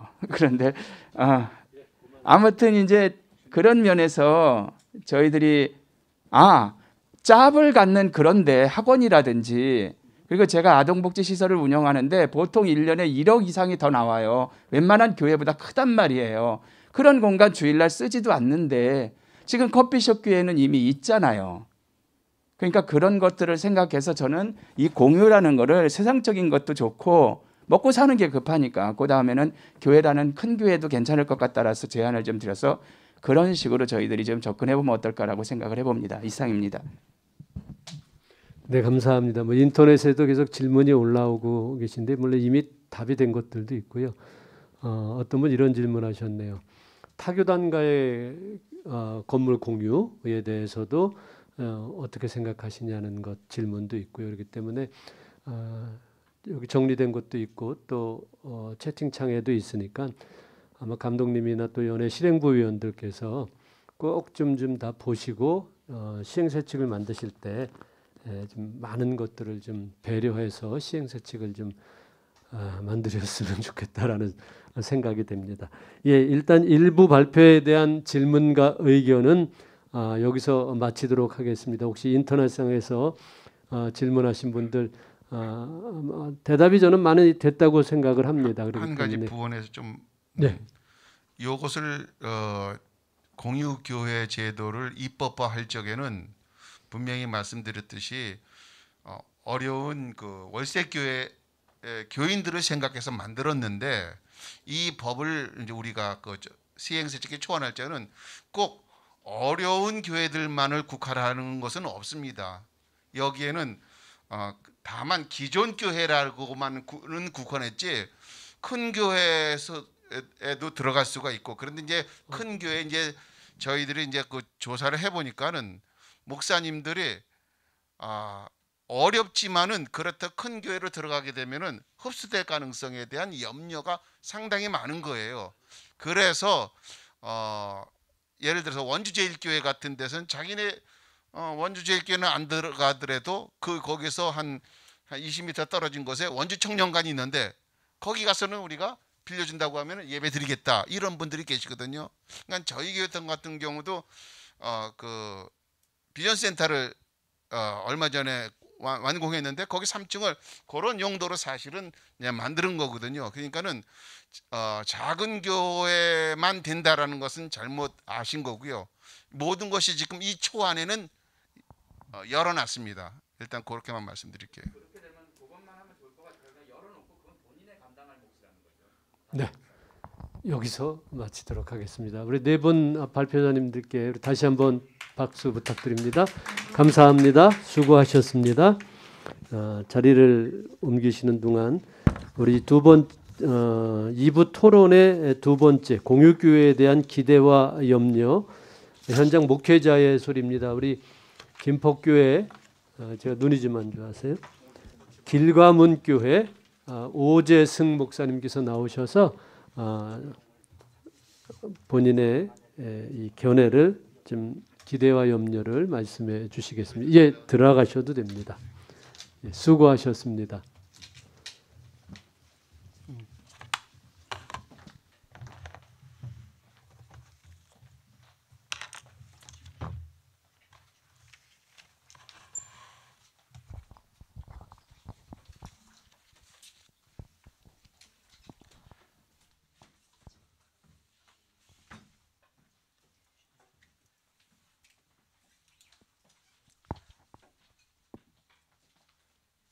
어떻게 시작하면 되는 건가요? 네, 안녕하십니까? 저는 그 김포지방 길가문교회 오재승 목사라고 합니다. 공유교회에 대한 한 목회자의 한 사람의 목회자로서의 견해를 좀 말씀드리는데, 제가 볼 때는 이런 교리의 장정이나 이런 부분들을 다 배제하고 목회자로서 이렇게 해줬으면 좋겠다라고 하는 큰 거대 담론적인 그런 얘기들을 좀 하려고 합니다. 근데 제가 볼 때는 나름대로 제가 그 여러 우리 동역자들한테 설문도 받고 대화를 많이 했고, 또 심지어는 우리 아까 우리 감이사님 말씀하셨지만 김포지방에 있는 그 공유교회를 방문해서 리서치도 했었습니다. 그렇기 때문에 어느 정도 제가 정보를 갖고 있거든요. 그래서 그런 부분에 대해서 세 가지로 말씀드리겠습니다. 첫 번째는 공유교회가 됐을 때 기대되는 점하고, 두 번째 우려되는 점, 그다음에 개선 보완될 점을 간략하게 말씀드리도록 하겠습니다. 첫 번째 기대되는 점은요, 그 인큐베이터 역할을 할 수 있다라고 저는 생각을 합니다. 목회 초년생들이나 또 공유교회의 교육자들이 목회적 교류를 통해서 서로 간에 그 목회를 배울 수 있는 기본기를 다질 수 있지 않겠나, 이런 계기가 되지 않겠나. 그래서 인큐베이터 역할을 해서 나중에는 또 다른 목회를 할 수 있는 좋은 기반이 될 수 있다고 생각합니다. 두 번째는 디딤돌이나 혹시 정류장 같은 역할을 할 수 있다. 그래서 아까 우리 목사님들이 말씀하신 것처럼 어떤 재정적인 것이나 여러 가지 영양적인 면에서 어려움이 있는 교회들이 있을 겁니다. 그런 교회가 인큐베이터 같이 잘 훈련되고 또 거기에서 성장이 된다면 분명히 독립공간이나 예배처소를 마련해서 또 다른 교회가 더 어떻게 보면은 자가 건물이 있는 교회로 또 성장하고 옮겨갈 수 있는 그런 기회가 되지 않겠나, 그런 생각이 있고요. 세 번째는 목회의 시너지 효과가 있을 거라고 저는 기대를 합니다. 개척교회의 그 목회자로서 한 명의 목회자는 힘들지만 같이 연합을 하면 오히려 더 좋은 것이 있다고 생각합니다. 다양한 은사와 목적도 이렇게 특성이 있기 때문에 서로 도우면 분명히 목회자의 시너지 효과가 있다고 저는 기대를 합니다. 네 번째, 목회의 재충전의 기회를 마련할 수 있다고 생각합니다. 제가 여기 밑에 보면 참고 사항이 있는데, 현재 그 명성교회에서 운영하는 그곳에 방문했을 때에 그분이 말씀하신 것들이 있습니다. 참여 유형 교회 중에 하나가 부목사를 사임하고 개척한 상황이 있고요. 또 하나는 외부에서 제자 사역 및 선교 단체 사역을 하는 교회가 참여한 교회가 있고요. 임대료 부담으로 교회의 이전을 통해서 이전을 하려고 했던 교회가 온 교회가 있습니다. 또한 여기 보면 중견 사역자의 재사역 기회가 된 교회, 교회 갈등을 해결하는 과정에서 참여한 교회, 주종 사역을 위해 참여한 교회가 있습니다. 그 중에서 여기 보면은 뭐가 있냐면 그 중견 사역자의 재사역 교회가 된 교회라고 하는 것이 있는데 그 4교회 정도 됩니다. 마찬가지로 목회에 어떻게 보면 지쳐 있거나 여러 가지로 이런 분들이 그곳을 통해서 한번 쉬고 가는 그런 재충전의 기회가 될 수 있다고 저는 생각을 합니다. 다섯 번째는 가장 중요하다고 저는 생각하는 부분 중 하나인데 경제적인 부담에서 어느 정도 자유를 얻을 수 있다라고 생각합니다. 전세, 월세, 관리비 등을 일정 부분 나눠서도 할 수 있고요. 또 좀 이따가는 제가 말씀드린 좀 다양한 모델을 제가 제시했는데 그 중에서 어떤 그 단체나 아니면 교회에서 우리 명성교회처럼 공유 공간을 플랫폼을 만들어 놓고 할 수 있기 때문에 그런 면에서 보면 경제적인 부담에서 어느 정도 자유를 좀 얻을 수 있다라는 저는 기대를 합니다. 여섯 번째, 공간 활용도가 높아진다고 하는 겁니다. 제가 그 조사한 그 교회의 그 1호점이라고 얘기하는 그 로봇 선교센터는 총 9개의 단체와 교회가 있습니다. 주중에 그 이용도 하고요. 토요일 날 한 교회가 예배를 드리고 그다음에 토요일 날 한 교회, 주일 날 8개 교회가 1시간 반씩 사용해서 이렇게 합니다. 거기는 저희 감리교단과 다르게 아예 그 시간대는 그 교회가 점유하는 것 방식으로 사용합니다. 우리 같이 같이 연합한다는 그런 개념보다는 각자 그 시간대에 그거 사용하는 개념으로 사용하긴 하지만 그럼에도 불구하고 그 목사님 중에 한 분이 그런 얘기를 하셨습니다. 우리 교회는 어떻게 보면 하루 종일 예배드리는 영적으로 아주 시너지가 있는 좋은 교회다. 이런 얘기를 좀 해주셨습니다. 그래서 어느 교회가 이렇게 8번 주일날 예배를 드리냐. 그리고 주중에도 코로나 팬데믹으로 인해서 모일 수는 없지만 계속 모임을 가질 수 있는 구조가 됐기 때문에 너무 좋다. 그런 장점을 얘기했습니다. 제가 생각한 6가지 기대되는 점이고요. 또 우려되는 점도 여러 교역자들과 또 그 목사님하고 대화를 통해서 제가 생각을 했던 것이 있습니다. 교회 간의 그 분쟁의 소지가 분명히 있다라고 하는 겁니다. 우리가 보면 다 리더들이기 때문에 각자마다 목회 방향이 다르고 또 생각이 다르기 때문에 이런 부분에서 조정할 수 있는 그런 것들이 있다. 그래서 교회 간의 그 분쟁의 소지가 다분히 있다는 것을 생각을 하고 이런 부분에서 그래서 제가 오면서도 저희 감리사님하고 그런 얘기를 했습니다. 여러 가지 다양한 분야에서 색깔도 있기 때문에 그런 부분이 있기 때문에 이런 부분에 있어서 세부 세칙을 잘 정하는 것들이 필요하다 이런 얘기도 했었고요. 예를 들어서 교회 관리 문제, 예배 시간 그 배정의 문제. 왜냐하면 대부분 한국 교회는 11시 주일 11시라고 하는 게 보통 머릿속에 있습니다. 그러다 보니까 어느 교회가 11시 예배를 드릴 것인가 이런 것들 아니면 1부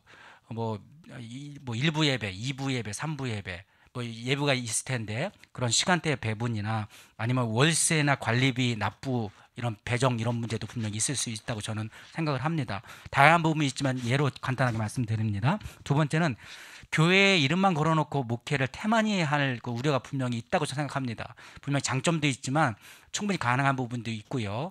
그래서 저는 아까 말씀을 들으면서도 만약에 타 인접 그 지방이라고 말씀하지만 저희 김포지방만 해도 저희 그 끝에서 끝으로 따지면 거의 한 40분에서 50분을 차를 타고 가야 됩니다.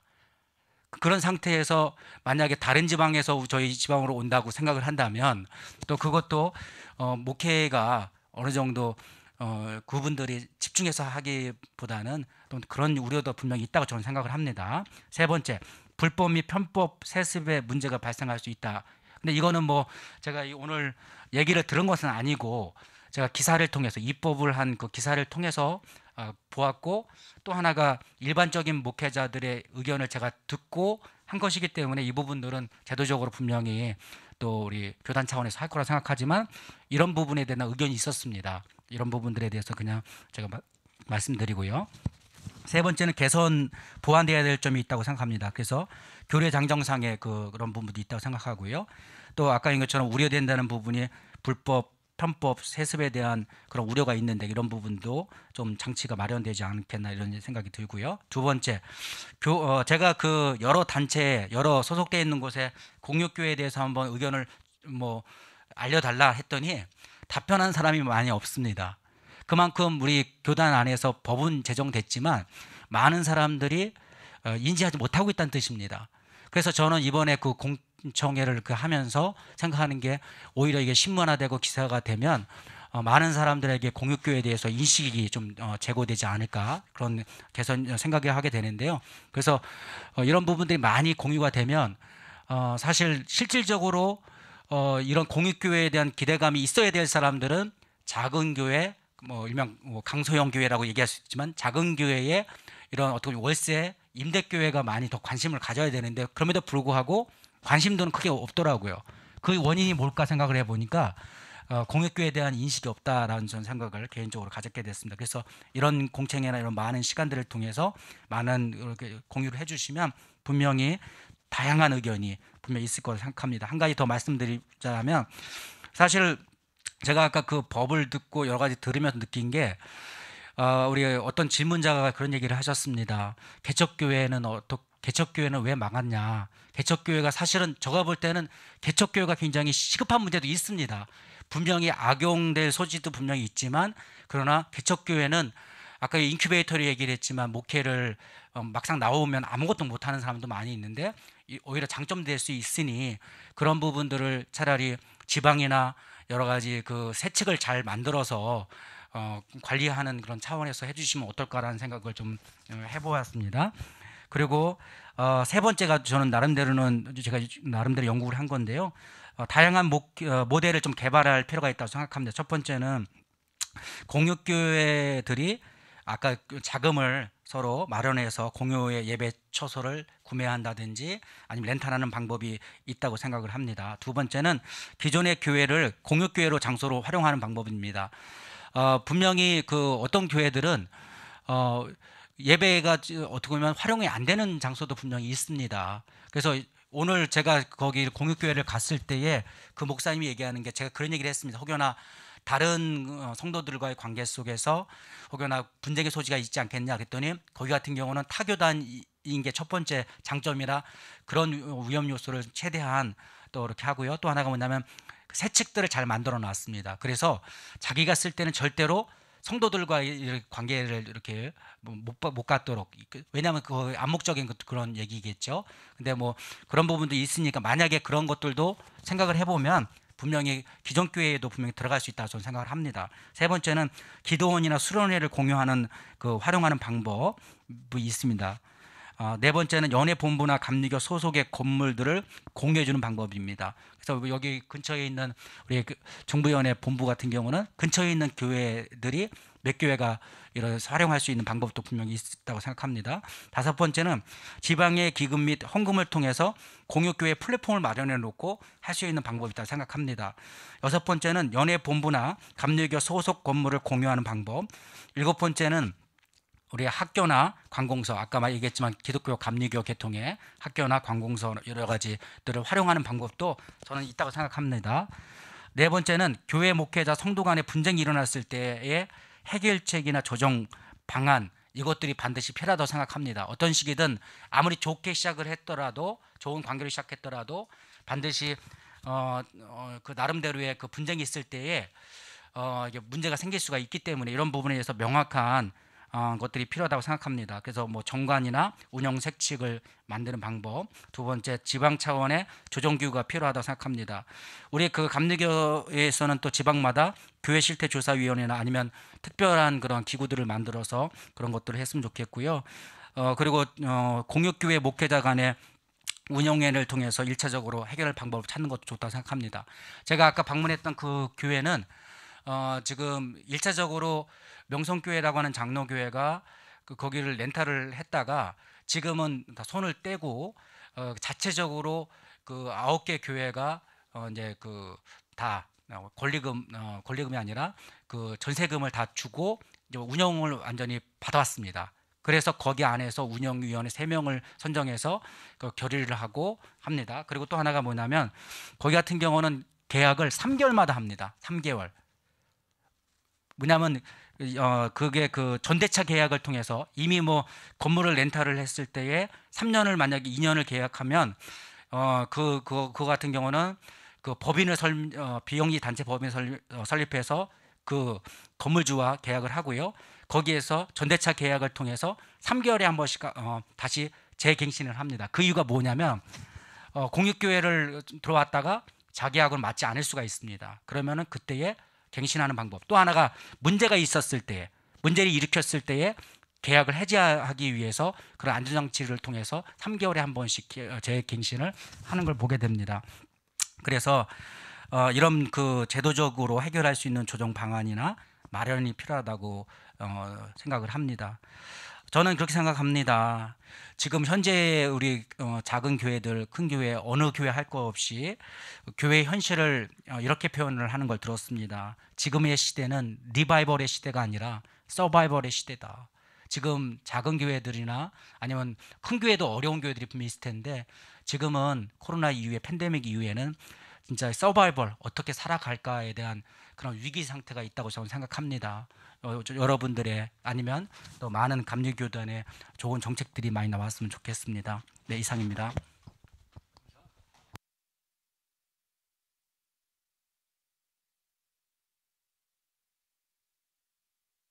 그렇습니다. 예, 이제 나오네요. 감사합니다.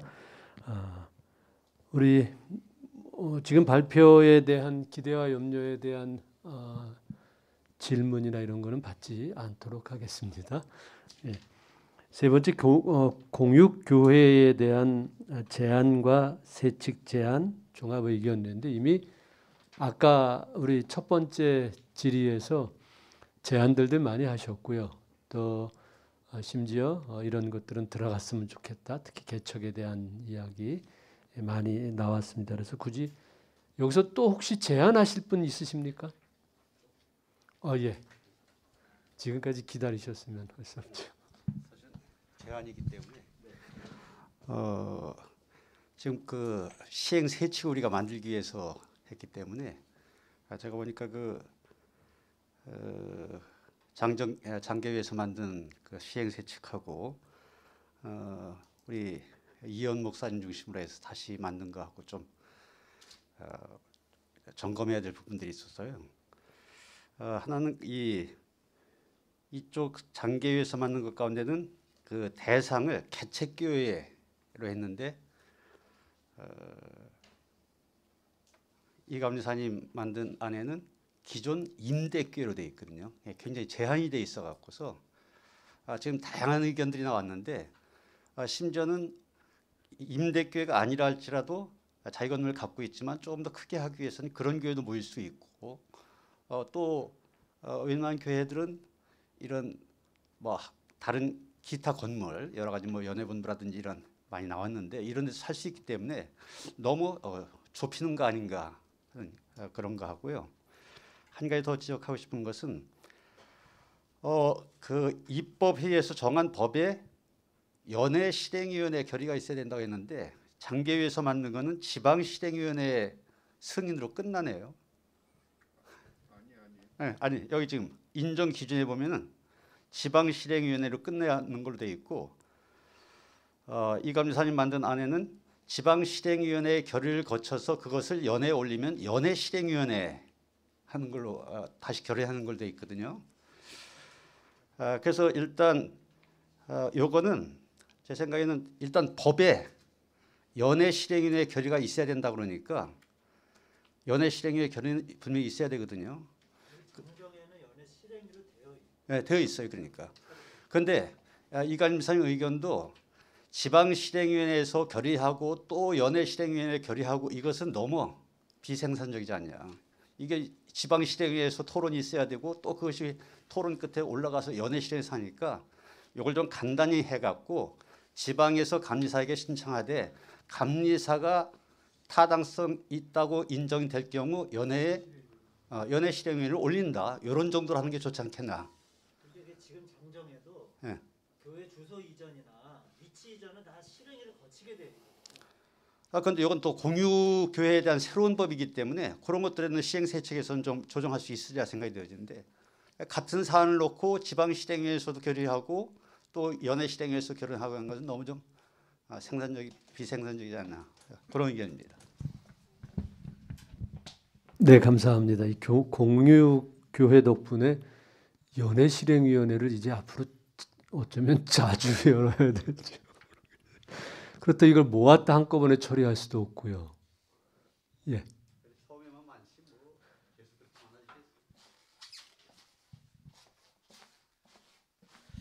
어차피 저희는 우리 중부연회로 모였으니까 이제 뭐 다른 연회는 어떻게 할지 모르지만은 제가 그 중부연회의 세칙을 제안한 그 이제 장계위에서 표준 세칙을 마련했다고 할지라도 제가 임대교회로 권 목사님이 하는 거는 저는 이 법이 정착되기 위해서 일정 부분 목적성을 좀 분명히 해야 된다라고 저는 좀 생각을 했던 것 같아요. 왜냐하면 이 공육교회라고 하는 제안이 처음 나온 것은 큰 틀에서 뭐 교회와 교회가 합해서 더 좋은 감리교 부흥을 이뤄내는 게 아니라 이 공육교회를 감독회장님도 그렇고 각 연회 지난번에 선거 나오신 분들도 다 공약으로 넣고 또 한 거는 임대교회 문제거든요. 그러니까 이거는 임대교회에서 공육교회 문제는 출발했기 때문에 좀 가장 좀 이 법이 안정되고 안착되기 위해서는 좀 초창기에는 이 부분을 좀 제한할 필요가 있지 않겠는가 하는 그러한 생각을 가지고 그래야만 좀 이 법이 이 공육교회가 초창기에 안정되게 좀 운영이 될 수 있을 것 같다라고 하는 그런 생각이 좀 들었어요. 그리고 나서 이후에 이런 공육교회 모델들이 좀 감리교회에서 확산되고 또 좀 정착이 되면은 그 다음 스텝으로 아까 이제 어느 분이 제안하신 대로 교회와 교회 간의 기존에 뭐 자립이건 뭐 미자립이건 그 구별 없이 그 다음에 또 개척 설립 같은 경우도 한번 고민해 볼 수 있을 것 같고 이러한 여러 가지 것들을 좀 더 나아가기 위한 하나의 스텝으로 좀 더 이렇게 좀 범위를 좀 초창기에는 좁혀서 정착하는 게 좋지 않겠는가 하는 뭐 그런 제 나름대로 제안을 좀 드려봅니다. 예, 이제 마지막으로 우리 정현수 감독님 나오셨어요. 지금 많은 것 말씀 들으셨는데 마지막으로 한번 좀 종합 의견을 좀 내주시죠. 네, 종합할 능력은 안 될 것 같고요. 저도 마찬가지 생각, 이영감 사람 마찬가지. 범위는 제한해 놓고 제한해 놓은 범위 안에서의 룰은 아주 유연하게 그래서 많은 다양한 안들이 나올 수 있도록 하되 기존 교회와 개척교회 결합, 또 기존 교회의 결합 이렇게 복잡하게 가지 말고 어차피 경제적인 문제를 해결해 주기 위한 방안에서 시작됐기 때문에 제 마음도 그런 거에 지지를 보내는 입장입니다. 임대교회, 개척교회 설립이 어려운 교회들, 그래서 월세 때문에 힘든 교회들을 살리기 위한 법이지 뭐 더 뭐 큰 교회끼리 결합하거나 이렇게 하는 거는 너무 어마어마한 일이 될 수 있다. 다음 스텝으로 간다고 생각하고요. 어차피 이 부분에 대한 공육교회에 대한 컨트롤은 지방회가 해야 된다고 생각합니다. 자꾸 이제 연회별로 따로 법을 만들으라 그러면은 한 목사님 갈등이 소지가 있고 어차피 교회라고 하는 것의 기준은 정확하게 한 룰에 의해서 움직여 서로의 편차가 갈등이 없지. 지금도 그나마 소송이 많고 이렇게 서로 간에 왈가왈부가 많은 이 시대 속에서 연회마다 기준이 다르다. 그러면은 저는 굉장히 분쟁의 소지가 많지 않을까 해서 어쨌든 굉장히 유연하게지만 룰을 하나를 기준은 정확하게 해놓으시되 그 부분은 본부서 정해주고 감독해서 정하든 어쨌든 룰이 하나가 돼야 된다. 그 룰을 각 연회마다 다 들고 앉아 있으면 제가 볼 때 굉장히 힘들어지지 않겠는가 생각이 됩니다. 저는 이 공육교회 개념을 제가 맨 처음 저도 생각할 때는 인큐베이터로 생각했어요. 개척하는 목사가 저는 가장 안타까운 게 개척교회 창립을 하려면요. 입견 12명 명단을 내야 됩니다. 입견 12명 만들려면 교회 개척하고 몇 년이 돼도 만들기 어려운 상황이에요.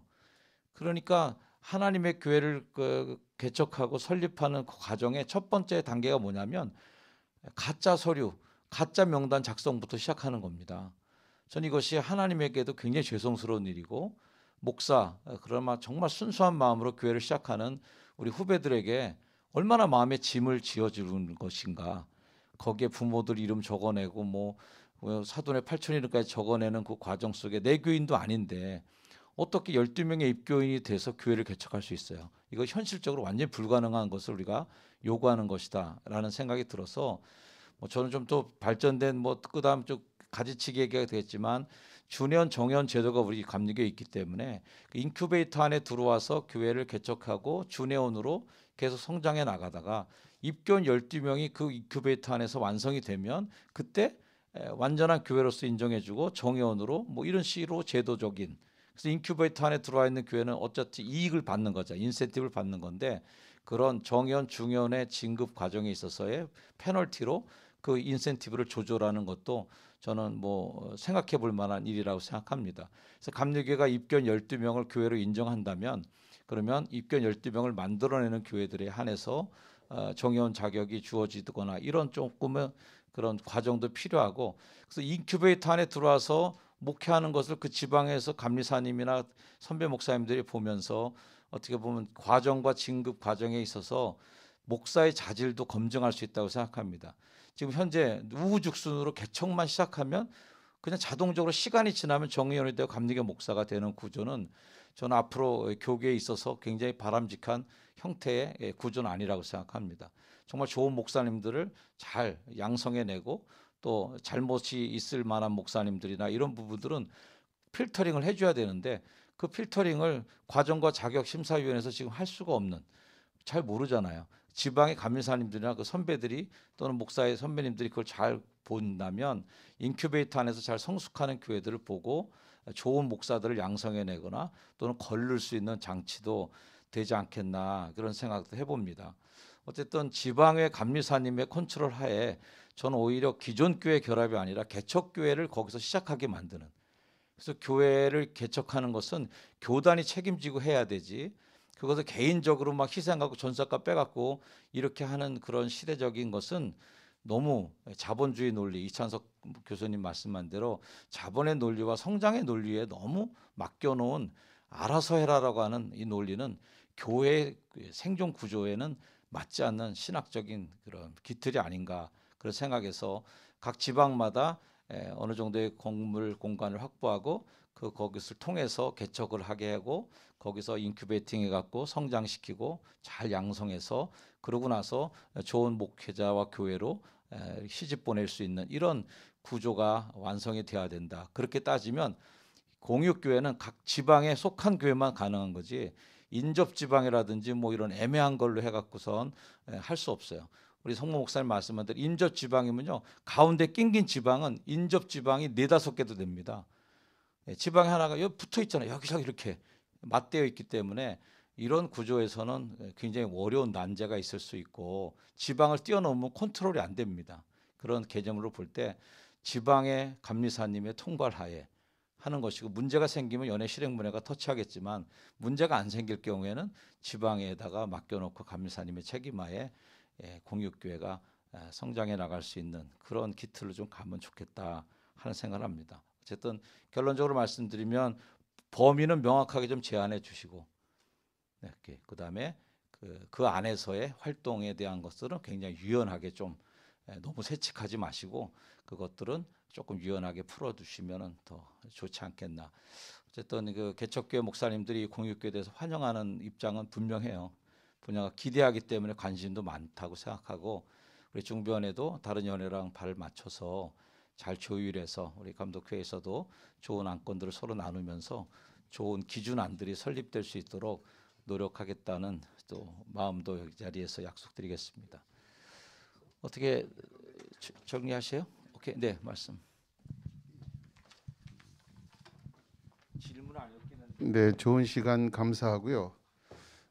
우리 그 장정계정일의 그 초안에 보면은 같은 지방 또는 인접 지방 한 이유가 있습니다.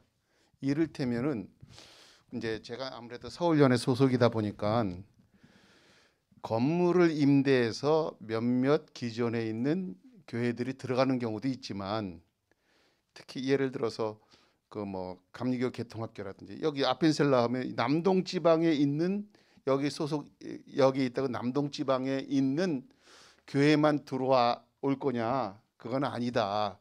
옆에 지방에 있는 분도 이렇게 들어올 수 있다. 그래서 저희가 생각했던 것이 아까 말했지만 건물을 임대해서 몇몇 교회가 들어오는 것도 있지만 감리교 개통학교라든지 그런 데를 임대해 가지고선 들어오는 거예요. 서울 감신을 예를 들면은 서대문 지방에 있지만 길 건너 종록 지방에서도 올 수도 있는 거고 등등.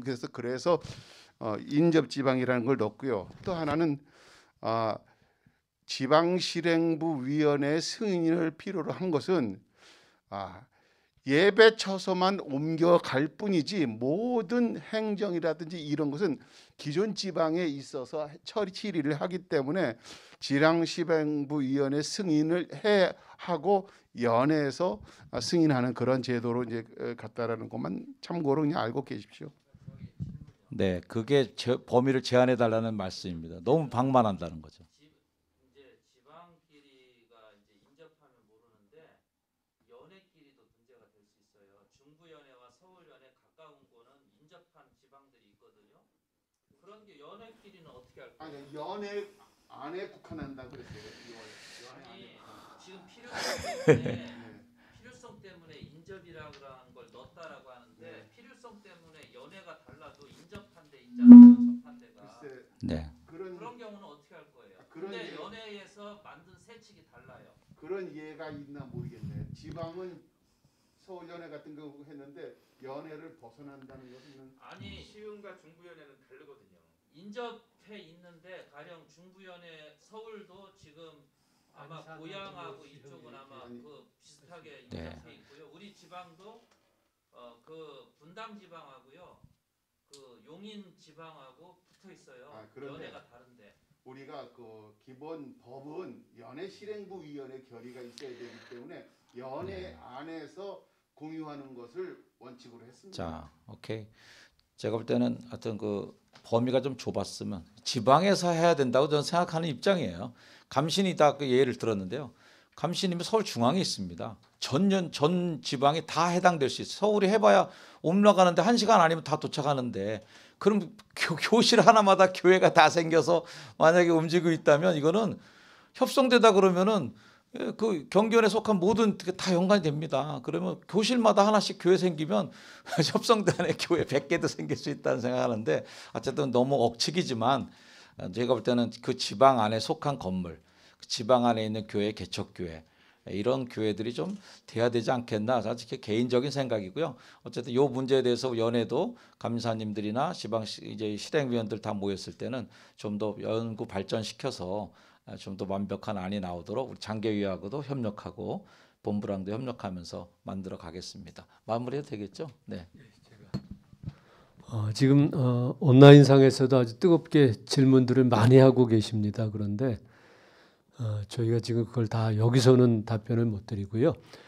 온라인 아니면 자료집을 통해서 Q&A 할 수 있는 그러한 공간을 만들어서 저희가 답변을 어떤 방법으로도 좀 하거나 아니면 저희들이 그것을 제안으로 받아들여서 충분히 검토한 다음에 시행세칙에 반영될 수 있도록 그렇게 노력을 하겠습니다. 우리 감독님 기도하시고. 오케이, 네. 하나님 감사합니다. 법은 만들어졌지만 이 법이 정말 악법이 되지 않도록 우리에게 지혜를 주시고 더 발전되고 가다듬어져서 우리 감리교회가 이번에 결정한 이 법의 결정이 참 잘했다. 미래를 위한 좋은 초석이 되었다라고 칭찬 들을 만한 법을 완성해 나가는 지혜로운 우리들이 되도록 인도하여 주옵소서. 오늘 논찬해 주신 분들 지혜를 모아주셔서 감사하고 온라인으로 참여한 분들도 함께 열정을 가지고 감리교회를 사랑하는 마음으로 참여케 하심을 감사합니다. 우리 모두 힘을 모아 주님의 나라를 확장시켜 나가고 이 땅에 하나님의 나라를 만들어가는 선한 일꾼들로 다 쓰임받게 하옵소서. 예수님의 이름으로 감사하며 기도드립니다. 아멘.